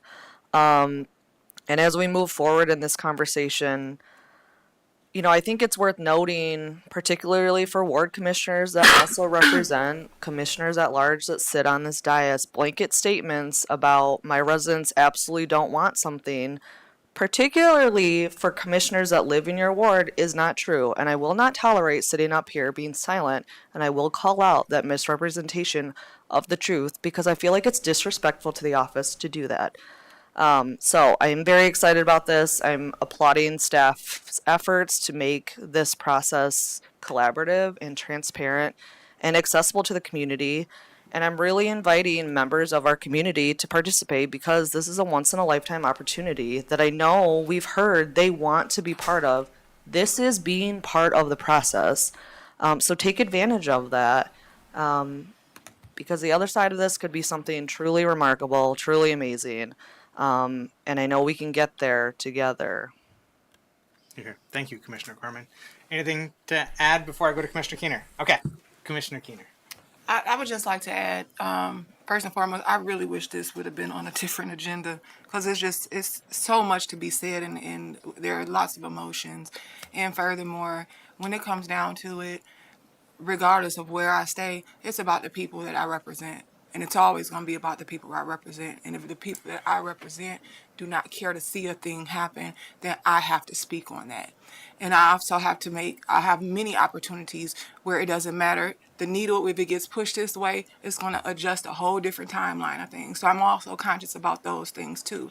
Additionally, I also know I have to make very hard decisions. I would like to see the conversation continue on, but I will publicly say I'm sick and tired of investors coming and taking our lake. I'm sick and tired of it. And I get numerous calls about it. Many calls about it. Many emails about it. So I want to be on the side of history where Muskegon actually matters. Now, and that's all I have to say. Thank you, Commissioner Keener. Commissioner German. Oh, yes. Thank you, Mayor. And thank you, Commissioner Heener, for those remarks, because that's where I'm at when it comes to serving the second ward. And to comments that misrepresentation of people didn't say that or they don't feel that way, you have them that will speak, and you will hear how they feel. Don't take my word. Listen to the community. And that's the community that I serve, and I've been serving for the last 13 years. Now, I'm not saying that they're not open, as I've been open to conversation, but they want to see something, and I want to see something that's going to benefit the whole community. That have had a lack of investment over the last 3 decades, and for developers to come in with these plans and then want to invest on the account that, hey, in exchange we'll do this if we can get this. Okay, again, I understand the business aspect, but these investments, and if you care about the community, whether you live here or not, you run a business, those investments should have been done anyway. If you have a love for the community, and I'm not saying that you guys haven't invested in the community, I know you have, but I do get investors like that, and wanting something almost for nothing, pretty much, and don't give back. And you're offering some type of benefit agreements plan, which is good. As Mayor Johnson talked about the corridor from, the Smith Rise and the Lake, I addressed that probably on my second year on the commission, trying to connect these communities and neighborhoods together.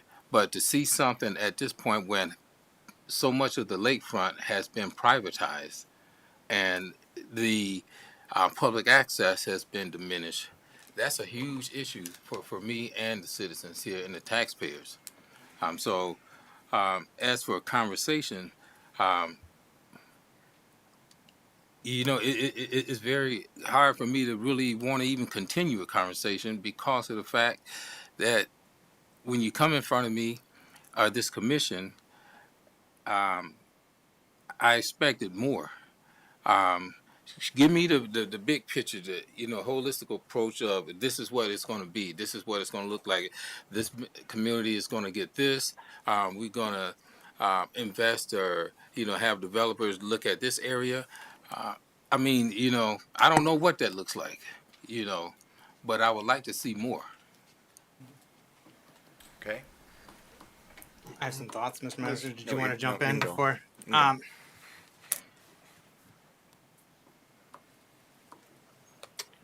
I've got a lot of thoughts.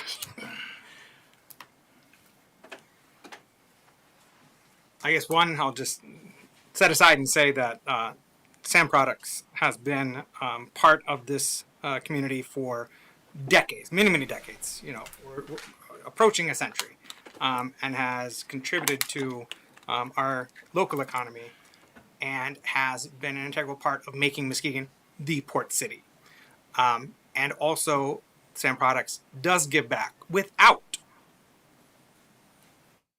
some kind of community benefits agreement in order to get this or to get that or get this. Like, they give back in a lot of different ways to our community, from contributing to local neighborhood backpack giveaways and back to school events to hosting events at their property and making freely accessible for residents in our community, kids in our city, specifically free for our city residents to come, our students, to helping to pay for police to live in our city, giving them additional funding to live in our city. So, and I'm not sharing that to say, well, because they do all these good things, we should work with them. I'm saying, in juxtaposition to hearing about entities coming here and you should be giving back already, or you should there's these other people aren't giving back, so why should we trust you? Like, we need to compartmentalize, but then also recognize the ways that they have operated for nearly a century in our city, and contributed and the various different ways they've contributed, from economic livelihood to philanthropic efforts. So I want to just share that.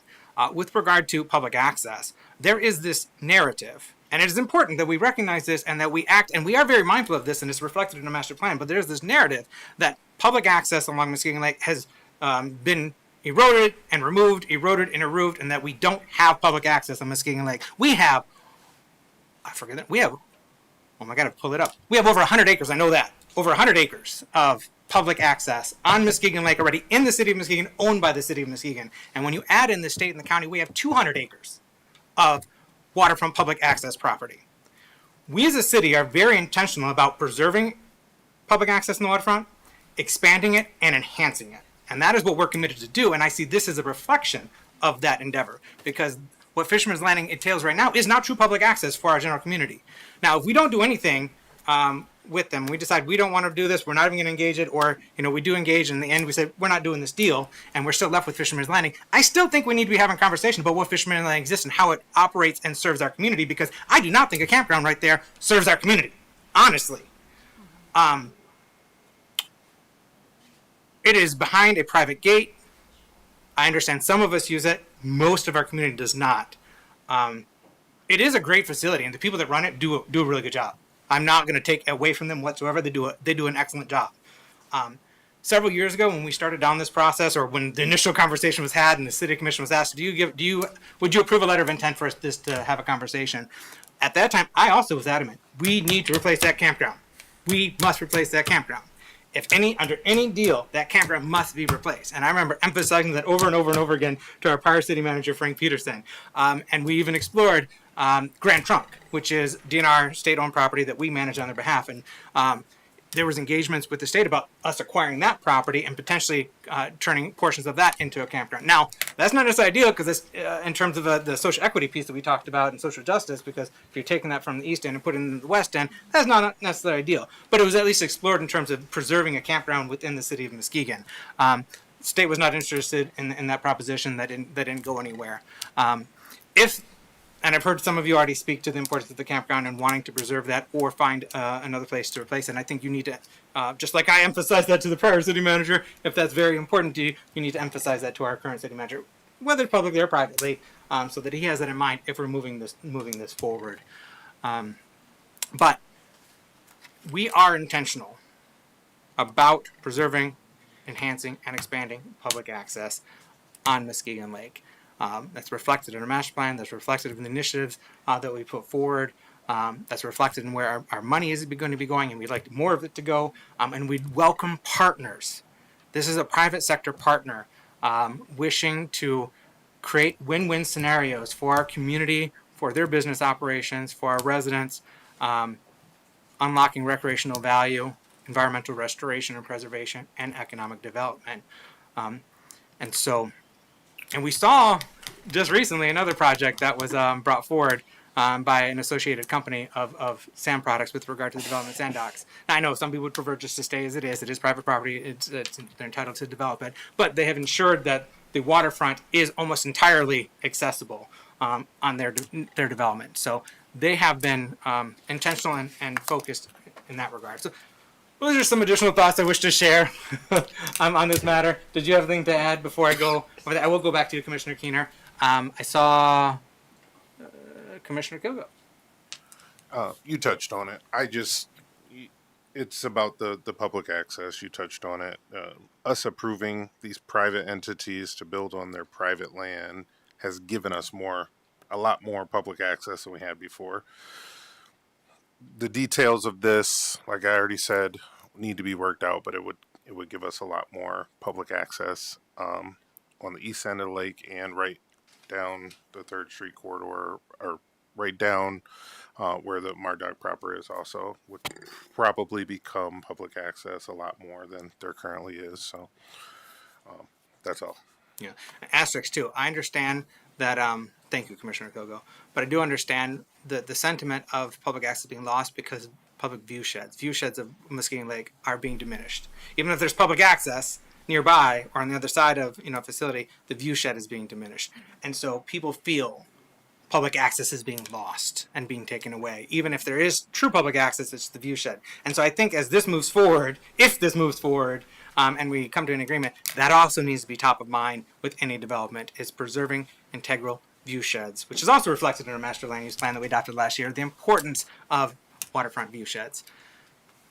Commissioner Cochin, do you have something just letting you know Jay had something to Oh, I'm back to Commissioner Keener. I did have something to say. We've been on this for an hour and a half now, and I just like to call point of order because we're basically here just to talk about if we wish to have our staff continue to work on this and spend dollars. And I truly believe that we all still want to continue to have a conversation, but we also have to, being a public official and representative for your community, it would be a disservice for any of us to not speak on how our residents truly feel, whether if a thing is black and white or if it's colorful. And they don't always see, residents don't always see what's going on the lakeshore. They don't know everything that goes on. So my job is to speak about what is asked of me to speak, the concerns of the individuals that live here. But if we could just wrap this on up, that would be so appreciated because we got a whole full agenda to keep going on. Oh yeah, I was ready to move on after Commissioner Kilgo. It is incumbent upon all of us to bring that representation forward as we do policy making so we have better outcomes, whether it's policies, projects, economic development, bringing those forward. And I'm confident in each of our capabilities in doing so on this commission. We have excellent members of this commission. And it's also incumbent upon us to help inform and educate our constituents at the same time that we're seeking their input and feedback. So, final thoughts, Mr. Manager, or questions, as well as Mr. Canestrait. I'd just like to thank you for the thorough conversation and the advice. Thank you. Mr. Manager, you've heard enough Yes. tonight in terms of moving forward. Got lots of notes. All right. Thank you. Thank you. And you all have my number. Yes, moving on, because we do have several other items that could go long. So,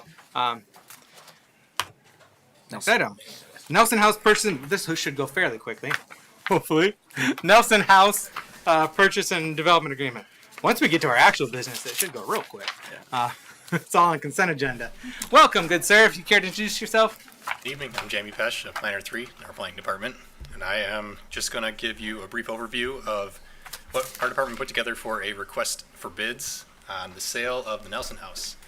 As you all know, we moved that back in July to 382 West Muskegon Avenue. What we have outlined in your packet is a summary of what we'd be looking for from potential bidders to purchase the house. You may recall that a lot of the work that the city handled was the upfront work, getting the house moved, put onto a new foundation, and all of the rehabilitation of the house would be handled by a future private owner. We decided to go with a sealed bid process so that anybody interested in the house can submit a sealed bid following the requirements of this request for bid, and then we will have an actual opening day for sealed bids with our clerk's office. We have a few different things that I'd like to touch on that are written into this. Basically, this project is going to involve the acquisition and complete renovation of the house, and the purpose of that would be to utilize the house as an owner-occupied single-family house. So those are written strictly into this and would be included in any purchase and development agreement that would ultimately be made, run past the City Commission, and agreed upon with a private buyer. We have a few buyer requirements, including proof of financing and purchase price offer, exterior targeted demolition and renovation plan. So basically what this does is it sets a specific timeline for both exterior renovations to bring the house up to code, make everything safe. That would happen, or that would begin no later than 90 days after closing. Interior renovations would begin no later than 150 days after closing, as we have it written up. So that prioritizes improvements to the exterior of the house, but does so in a reasonable time frame. There is one typo you may have caught on the second page there. 282 West Muskegon is not the address, 382. We'll have that corrected just in case anybody noticed that. And this is moving into the Houston Historic District. So in my role as the staff liaison to the Historic District Commission, the future buyer would run any exterior renovations, not interior renovations, through the Historic District Commission, and they would be reviewed and approved in that matter. We have a few submission requirements. Like I said, the commitment to owner occupancy. This would require any buyer to establish a subject property as their primary residence upon project completion, and the city would intend to file a deed restriction requiring owner occupancy at the subject property in perpetuity to the extent permissible by law. The work timeline, as I mentioned, In exterior work would begin within 90 days, interior within 150, and the idea would be to have a timeline that allows for 12 months for completion of the project. A reverter clause would be placed into the agreement that would allow for the city to claw back the property if deadlines aren't being met or work's not being completed in the time frame that is outlined. Project budget, we would ask bidders to provide a total cost estimate and evidence of financial capability to perform the renovations needed to the house. And we would also require a licensed contractor to accompany any bidder. So we would ask for things like license information, at least one sample project, and references for the general contractor that would be working on the project. As I mentioned, there would be a sealed bid opening. Right now, we have that set for Thursday, November 21st. So that would allow this bid acceptance period to be open for a number of weeks. And we would also plan to present a recommendation to the City Commission on the December 10th meeting for accepting a purchase. Just a few final things. All questions on the project would be directed to me, and I would also oversee site visits. We would require at least one site visit for any potential bidder. We would encourage them to bring their contractor along just to see the condition of the inside and the outside of the house up close. And we would not have a limit on the number of visits to the house, but we also would not allow for exploratory demolition within the house. So we want to keep the house in as much of the state as it's currently in as we can, but also not limit people's ability to inspect things short of demolition. And then the final two things would be permits and licenses. All work would be expected to be done with building permits, following all the regulations of the city and the building inspections department. And then safety and environmental compliance. All bidders must adhere to safety and environmental regulations throughout any of the site visits. That is a general summary of it. I am open to any questions that may be had. These reflect general thoughts that I know that the commission had in the past when we first started talking about this project, and I just want to be sure that everybody feels that those are adequately depicted in this and included in the way that they expect them to be. Thank you, Planner Pesh. Commissioner Cochin.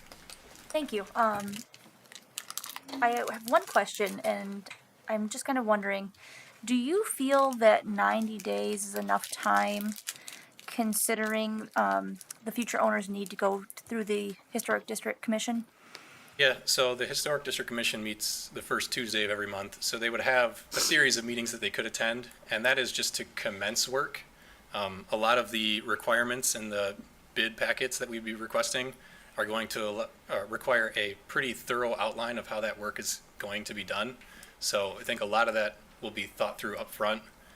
Again, the exterior of the house, depending on the extent to which somebody wants to do work, could be a large undertaking, could be a fairly simple undertaking. Obviously it needs work on the outside right now, but it is going to be up to the buyer to decide exactly how much they wish to do. And again, it's commence work, not complete work within that 90-day time frame. One follow-up. Yep. And to follow up, when that communication is going to go to the potential owner, the HDC will be informing them that they need to be present at the meeting on a Tuesday at 4:30 p.m., correct? Right, yep, we always notice the applicants. All right, thank you. Thank you, Commissioner Cochin. Any other questions or comments at this time? Commissioner Kilgo. Thank you.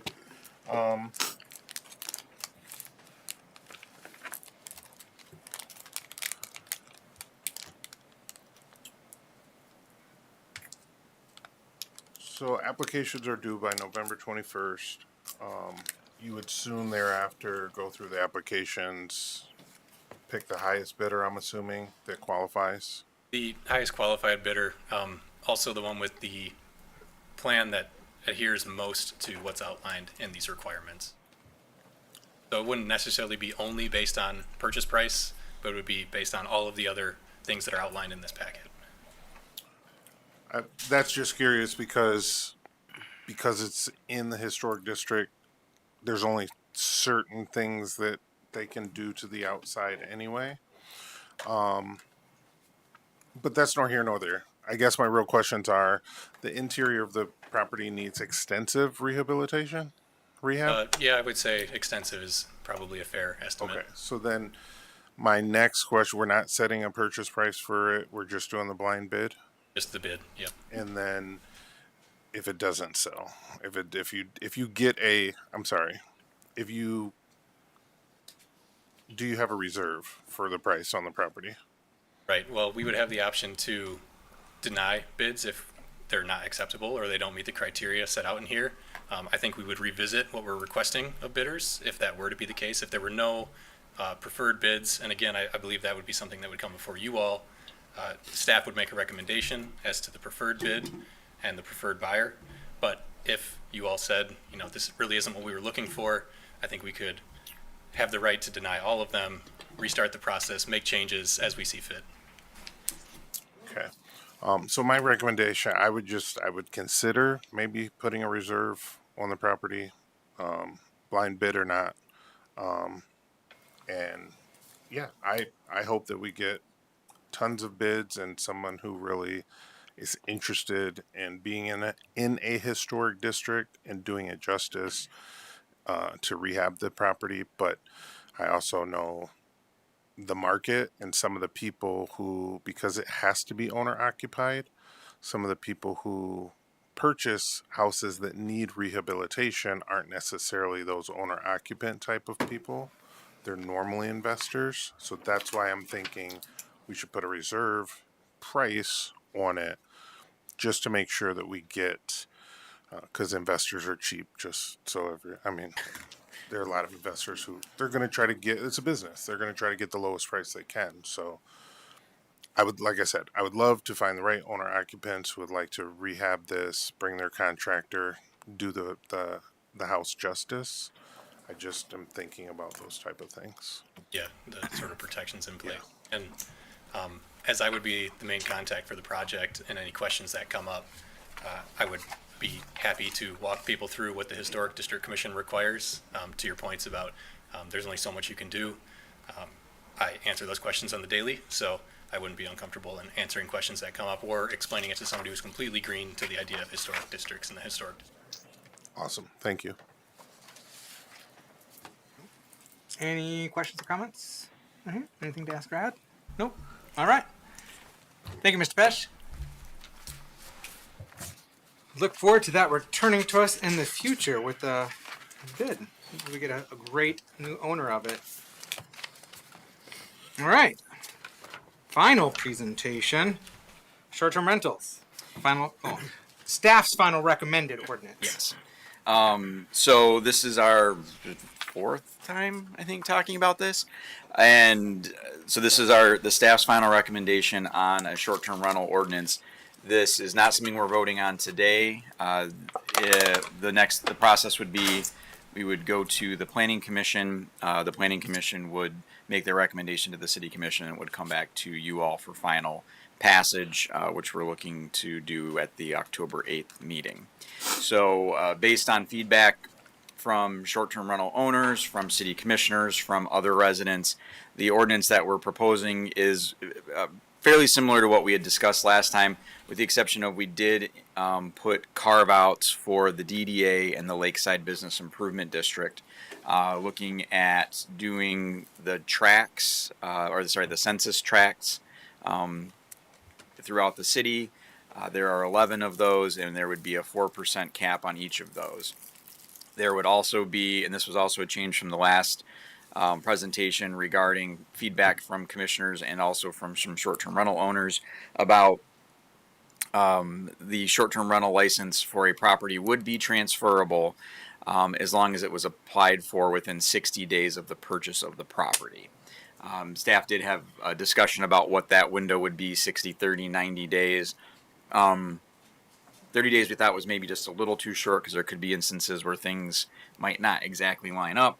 90 days felt too long, 60 days felt just right.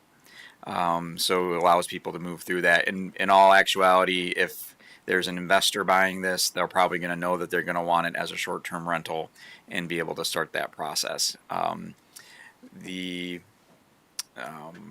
So I think those are the kind of the big changes. The proposed ordinance is on page 24 of the packet. It breaks down the 11 zones, and it looks at the different restrictions regarding no city property shall have more than 2 short-term rentals abutting its property lines. It talks about the transferability, and it talks about the exemptions of the DDA and the lakeside bid. When you look at that adjustment between the DDA and the lakeside bid, the numbers do shift a bit in Census Tract 2, which is Lakeside West Glenside. Previously, before pulling out the lakeside bid district, that Census Tract was over its STR cap. By pulling out those STRs that are currently within the bid district in Lakeside, it has the availability of 7 additional short-term rentals that could be there. So that would mean the only district that would currently be over would be the Beechwood Bluffton district with 39. The short-term rental allowance difference there would be 34 is what's allowed, 73 is what is there, 39 over, so about 8.4%. Another thing to point out is that the percentage within Lakeside West Glenside, when you removed the bid district, it removed the percent total, and I already noted that they'd be below the cap, but it moved the cap down by about 3.5%. So by about 8%, and they're now at 3.5%, as opposed to that 4.5 to 4.75% that they were at before. The last page of this part of the memo is the short-term rental zones, the 11 zones that noted before, just to kind of see how that shakes out. It doesn't line up perfectly with our neighborhood associations. Obviously, we have 15 neighborhood associations. There's 11 census tract zones. That is based on the federal government census data, which is just, it's an easy way to track that information and consistent across the city. So this, again, is not for any voting tonight.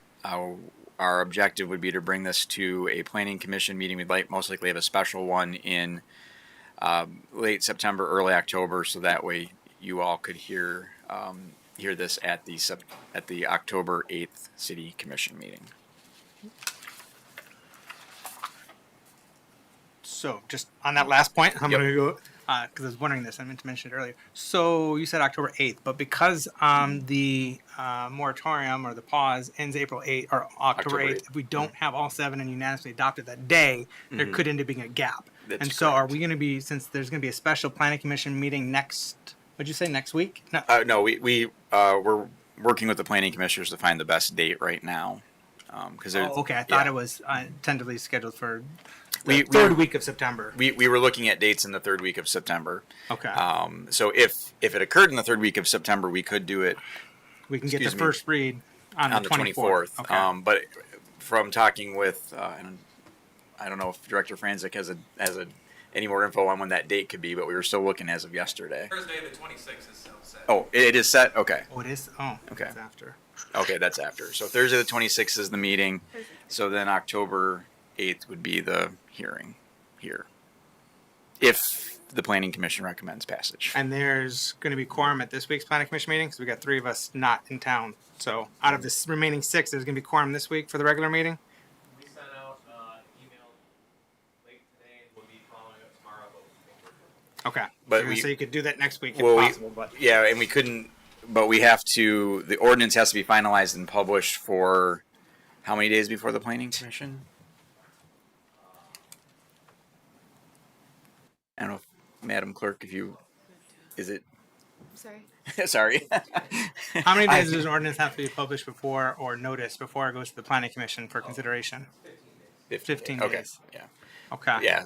So that's the other All right. challenge is we have to have the proper notification. So I'm going to leave it to staff in terms of coordinating the timelines and how we move this forward. But this needs to be put on a radar that if it is the first read is on October 8th and we do not have unanimous agreement on that first read to adopt it, it's going to require a second read.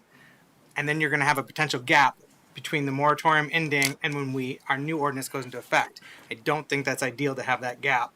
And so if we're not adopting it on that first read unanimously, we need to be prepared to extend one more time the moratorium so there's not a gap in between. And that one could be done, I'm thinking off the cuff here, so if staff's going to come up and tackle me in a second, we'll see. But if there did need to be a second read, there could be another motion that extends it to the date of what that second read is. Okay. Or what that effective date would be, I should say. Okay. Sorry. Now that we got that sorted out, Commissioner Kilgo. Is this a zoning change? I'm just curious why you need. Yes, It it's is. it Okay, is a thank you. change. Yep. And then,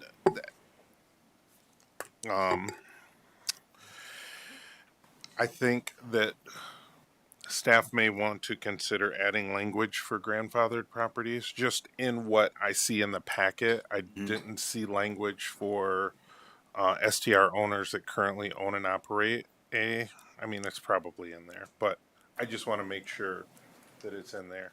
Did I say 60 days? Yes, thank you. Transfer 60 days. Yeah. Number 3. And then I just want to point out that I got some data from the city manager earlier today. And although we've had a moratorium on so far this year, or most of this year, the last count was 4 as far as incidents with our current operating STRs, 3 parking complaints and 1 burning complaint. So I do believe that's down from previous years as far as incidents and stuff. So I like the language of this. It's going to set something in place. If it needs to be tweaked later on down the road, we can tweak it, but I'd love to hopefully, it moves past the planning commission and comes back to us in October so we can get this in place. Thank you, Commissioner Kilgo. Thank you. Vice Mayor St. Clair. I think this is one of those issues where there will be no parties that are perfectly happy with what we come up with. And if we can have a situation where everybody is equally happy or equally unhappy, I feel like that's as close to a win as we're going to get. So, and I appreciate all of the work that everyone has put into this. It's been a very long slog, and I think the end is in sight. Thank you, Vice Mayor St. Clair. Commissioner Cochin. Thank you. I've been talking to a lot of people on both sides in the community about this issue, and while there's polar opposite feelings, many of these people have similar thoughts on what is being presented today. And to kind of speak to Vice Mayor Sinclair, I don't think that everybody's going to be happy, but I think that it is closer to a medium where we can move forward and we can make sure that we're helping our residents who live in these neighborhoods that are greatly impacted by it see some relief in their neighborhoods and get a sense of their neighborhood feel back, as well as making sure that we're maintaining property rights for our short-term rental owners. That being said, I just kind of want to point out one thing that I did hear that kind of changed my mind about how I thought about something earlier on. So when talking to some short-term rental owners about this possibility of transferability or non-transferability, where we currently don't have any transferability, they almost unanimously all said that they're going to hold on to these properties and not sell them if we don't allow some sort of transferability. And I asked one of them, I was like, would you be willing to sell to somebody who is not going to short-term rent your property? And they said, yeah, if I had the option, I wouldn't covet it, basically. I wouldn't hold on to it, and I would be willing to consider that. And so that kind of got me thinking that, okay, maybe we might see not necessarily what everyone's afraid of, where these short-term rentals are just going to stay at that capacity, especially in the Beechwood Bluffton neighborhood.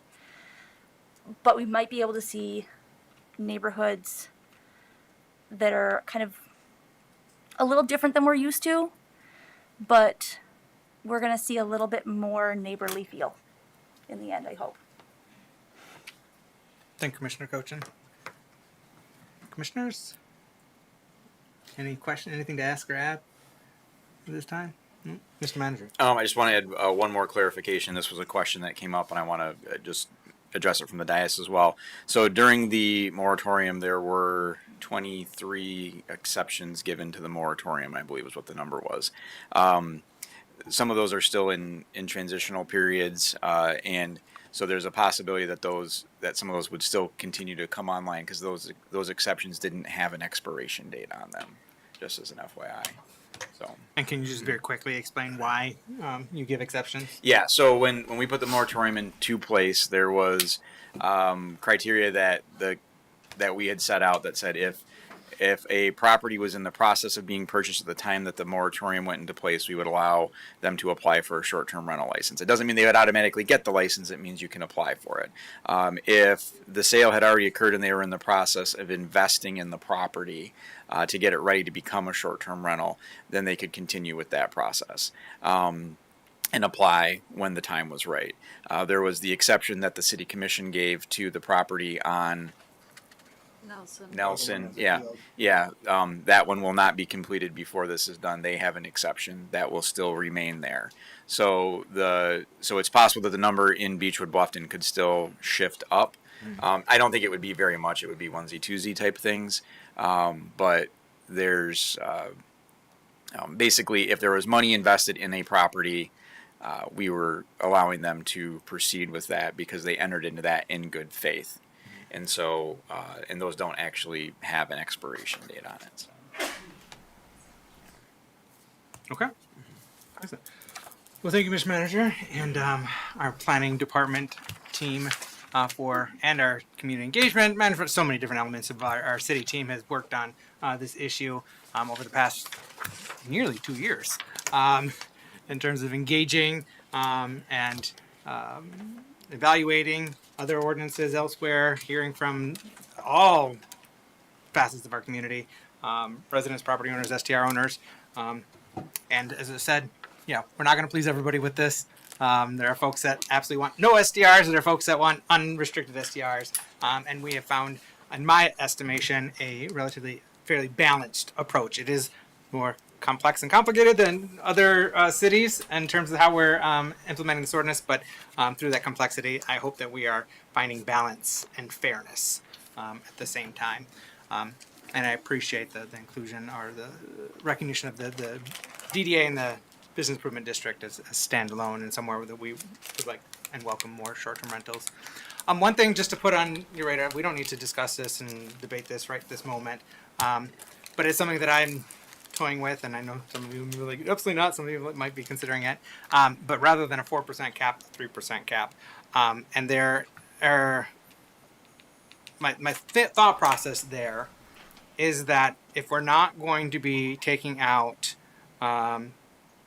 housing associations or PUDs where there are large housing developments that do not allow short-term rentals there, it artificially inflates the number of short-term rentals that can exist in our neighborhoods. And so that's my thought as to potentially reducing it to 3% versus 4% to try to mitigate that effect. The other thought is that we are not, these limitations do not, that are being proposed here, these new limitation regulations do not affect owner-occupied STRs. And so there still will be homeowners that will be able to rent out their properties as STRs, and they do not count towards the cap. That's just standalone. That's not regulated. That's not limited. And so that's another thought, is to potentially have a 3% cap. And I'll be honest, there was a third reason, and I'm blanking right now. I had not eaten much today, and it's a long day. My brain's a little foggy. But I just wanted to put that on there. It's not something that we need to debate right this moment. I'm just putting that out there. I'm not even 100% certain that's what I want, but it's something that I'm considering, and I would approve it as is, but I am considering the 3%, and hopefully that other third reason will come to me, and I'll be able to share with you at a later time. But I just wanted to put that out there, because that's something that we could, if we wanted to, we could change when the ordinance comes to us, 4% to 3% or what have you. But Commissioner Kilgo. Thank you. So not everyone might be aware, but there's a big debate in Park Township down outside of Saugatuck about short-term rentals. And they did an economic impact study, and it's not something that we've brought up as the commission, but it definitely would be something that I would bring up if we tried to go, like, if we tried to deviate from what is in front of us and being presented, because I really would like the commission to see and our constituents to see the economic impact that short-term rentals have on our community. We have 2 hotels in our community, 2 bigger hotels. We have a couple small boutique hotels, but the economic impact that short-term rentals bring to our community is extensive, and those impact some of our small businesses, some of our larger businesses, not just those people get to see Pure Marquette or go to the deck or something like that. There's a large economic impact on our community, so I like this as presented. Hopefully it comes back to us as presented, because there are larger things that impact our community than just small business owners that have a short-term rental in their pockets. And I know that MLive or someone had reported that I own an STR, and I don't own any STRs. I just want to put that on record. I own no STR, no long-term or short-term properties in the city of Muskegon and the county of Muskegon. I just know about the economic impact that STRs have on our community, and I would love to move forward with other important topics that we need to discuss in the city of Muskegon and have something in place like what's presented in front of us today, so we can move past STRs and work on some other important topics and issues here in the city. Absolutely. I very much look forward to moving beyond this issue, and hopefully it works out for better. But that is, I do recall the third reason as to why I was contemplating a 3% versus 4%. We can always raise the cap to 4% at a future date. It is much harder to roll it back, particularly if they exceed that. They'll be legacy, and you can't roll it back. So that was my other rationale as to perhaps starting with 3% and the possibility of raising it. So, all right. Do you have anything else, Mr. Manager? Before? Nope. Okay. Now comes public comment on agenda items. I got a couple forms. Now this is the agenda items that are coming forward and we're taking action on. So I do have a couple, but that's going to be for the end of the meeting on general public comment. We should be there very quickly though. All right. Is there anyone in the audience that wishes to speak on an agenda item? So we're talking about basically our consent agenda because we don't have anything off of our consent agenda. Is there anyone in the audience that wishes to give comment on a consent agenda item? All right, seeing none, we are going to go to the phones.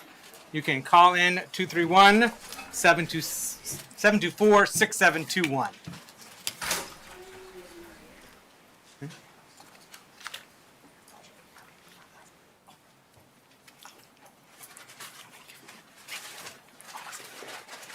I will give that a few minutes for people to phone in. 231-724-6721.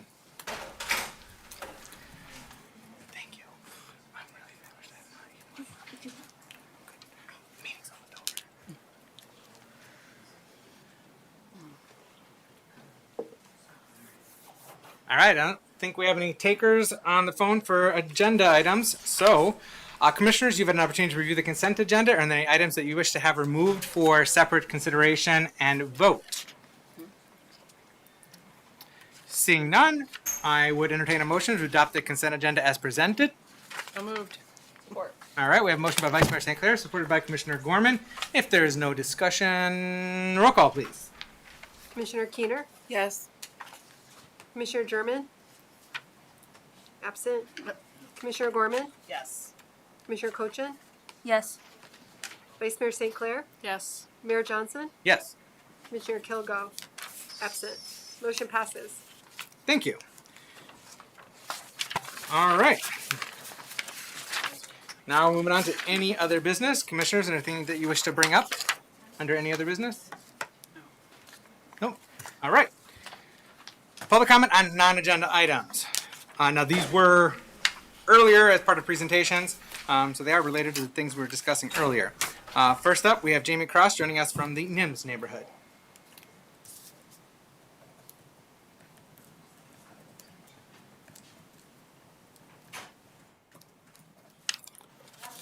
Shortest city commission meeting I've ever been at. The longest work session. Work sessions do tend to go longer. Yeah, okay. Okay, so I hope I'm glad I wrote this down. So I would like to talk on two items. One is the Verplank acquisition, and the other one is the 3rd Street Fisherman's Landing swap. So I really do want to commend the city and the partners that have been working on the Verplank acquisition. Our walk-on took a walk on Wednesday. This is our 3rd walk this summer for that property. I have one walker who wanted to go because it's so peaceful. So it's a section between Fisherman's Landing and Richards Park is what we walked. We watched a green heron, never seen this happen, catch a fish, try to eat it, took a while to ponder it. It was one of the most amazing things I've seen in my life. So kudos to the city for moving forward with that.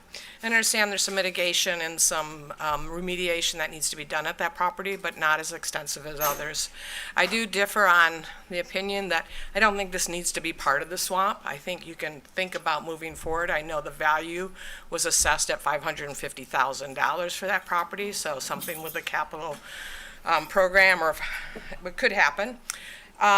But anyway, I am concerned about some of the access points there. Richards Park, you have to go outside of the city, turn around, come around the causeway to get there. Either you go to the end of Ottawa Street, you got to park on the street. The bridge is supposedly not going to be fixed, so you can't exit by car there.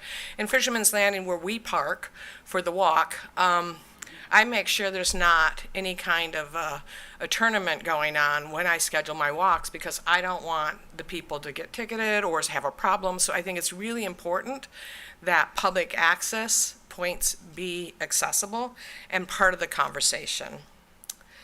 So as far as the land swap, my concern has always been for the Jackson Hill neighborhood. They have been cut off for a long time from their park. And a gate can be unlocked. I just want to make that clear. It's okay to unlock. It happened at Hartshorn, and look what happened. It should have happened a long time ago. The other thing is some of my concerns really are kind of like what was expressed today. This came out of kind of the blue for the community, and they have not had an opportunity to think about it. The swap, we're talking about park property swapping. It should be part of the city park planning process. There's so many elements here that, and they shouldn't be contingent on this other property. So remember, this other property might not get purchased, so we just can't make an assumption that the swap should happen no matter what, because it's not one or the other. It should be for the whole community. But I do appreciate the hard work that's been done between the commission, the Smith Group, the chamber, on trying to look at something for the lakeshore. So thank you. Thank you, Ms. Cross. Next up, we have Bob Lukens joining us from the city of Muskegon, or city of Northern Shores, by way of the county's Visit Muskegon. Good evening, commissioners. The Muskegon shoreline has, for more than a century, attracted visitors from all over Michigan, across the United States, and around the world. Since the 1890s, visitors traveled to Lake Michigan Park, which included a large theater, huge dining hall, amusement park with a Ferris wheel, and a variety of concessions and other attractions. Summer cottages were built in the Bluffton, Edgewater, Port Sherman, and Beechwood neighborhoods, and a seasonal community developed in those areas. Now those cottages are being updated and have become an important part of our lodging inventory for families and out-of-state travelers.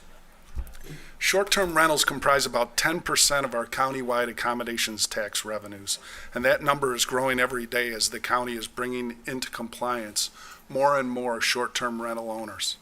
Last year, STRs in the county resulted in over $3.2 million in lodging revenues alone, not to mention the additional millions in revenues to our service industries, construction companies, restaurants, and attractions. STR owners pay city, county, state, and federal taxes and fees and help drive our city and county economies.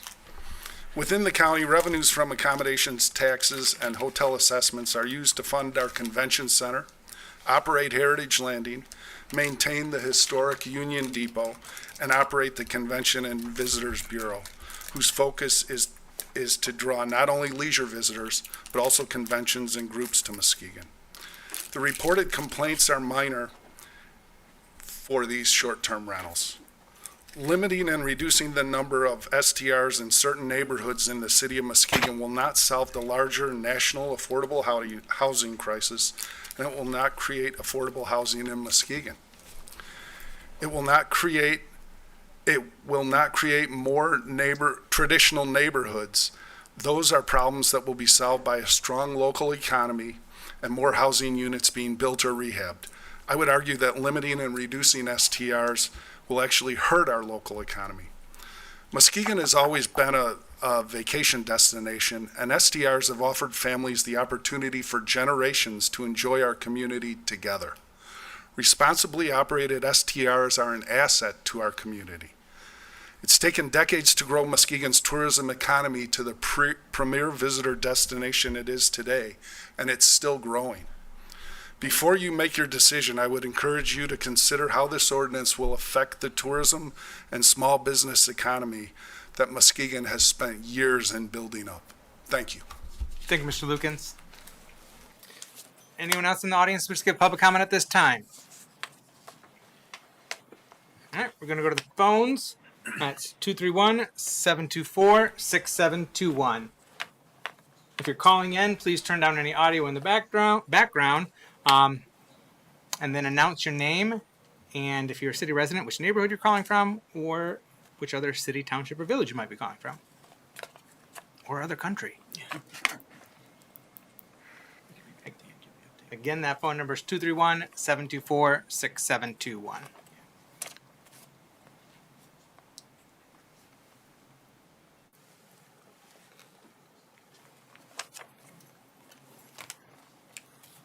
It doesn't sound like we have any takers. I do know that we have an update or an announcement from our DPW director that he wishes to share with us.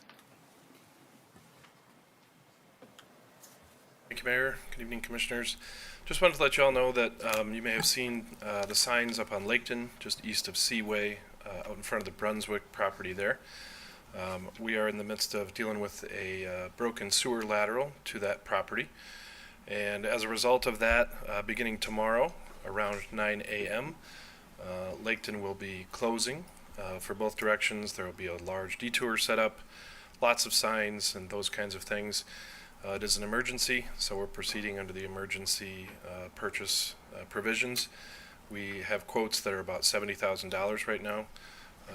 So just wanted to give you guys a heads up on that.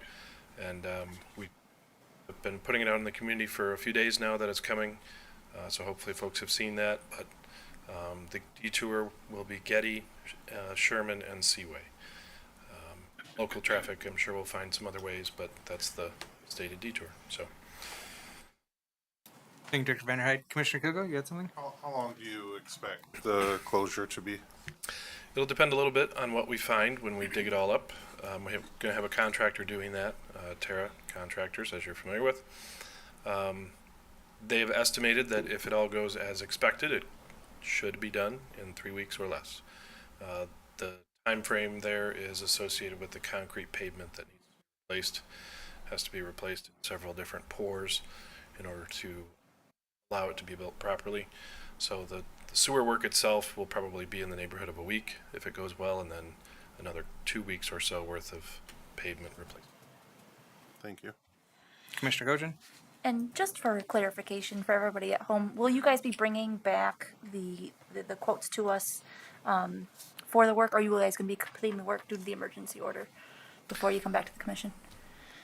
So this may be better answered by the manager, but effectively, as I understand it, the ordinance allows us to move forward, and then we report back to you after or when the costs are known.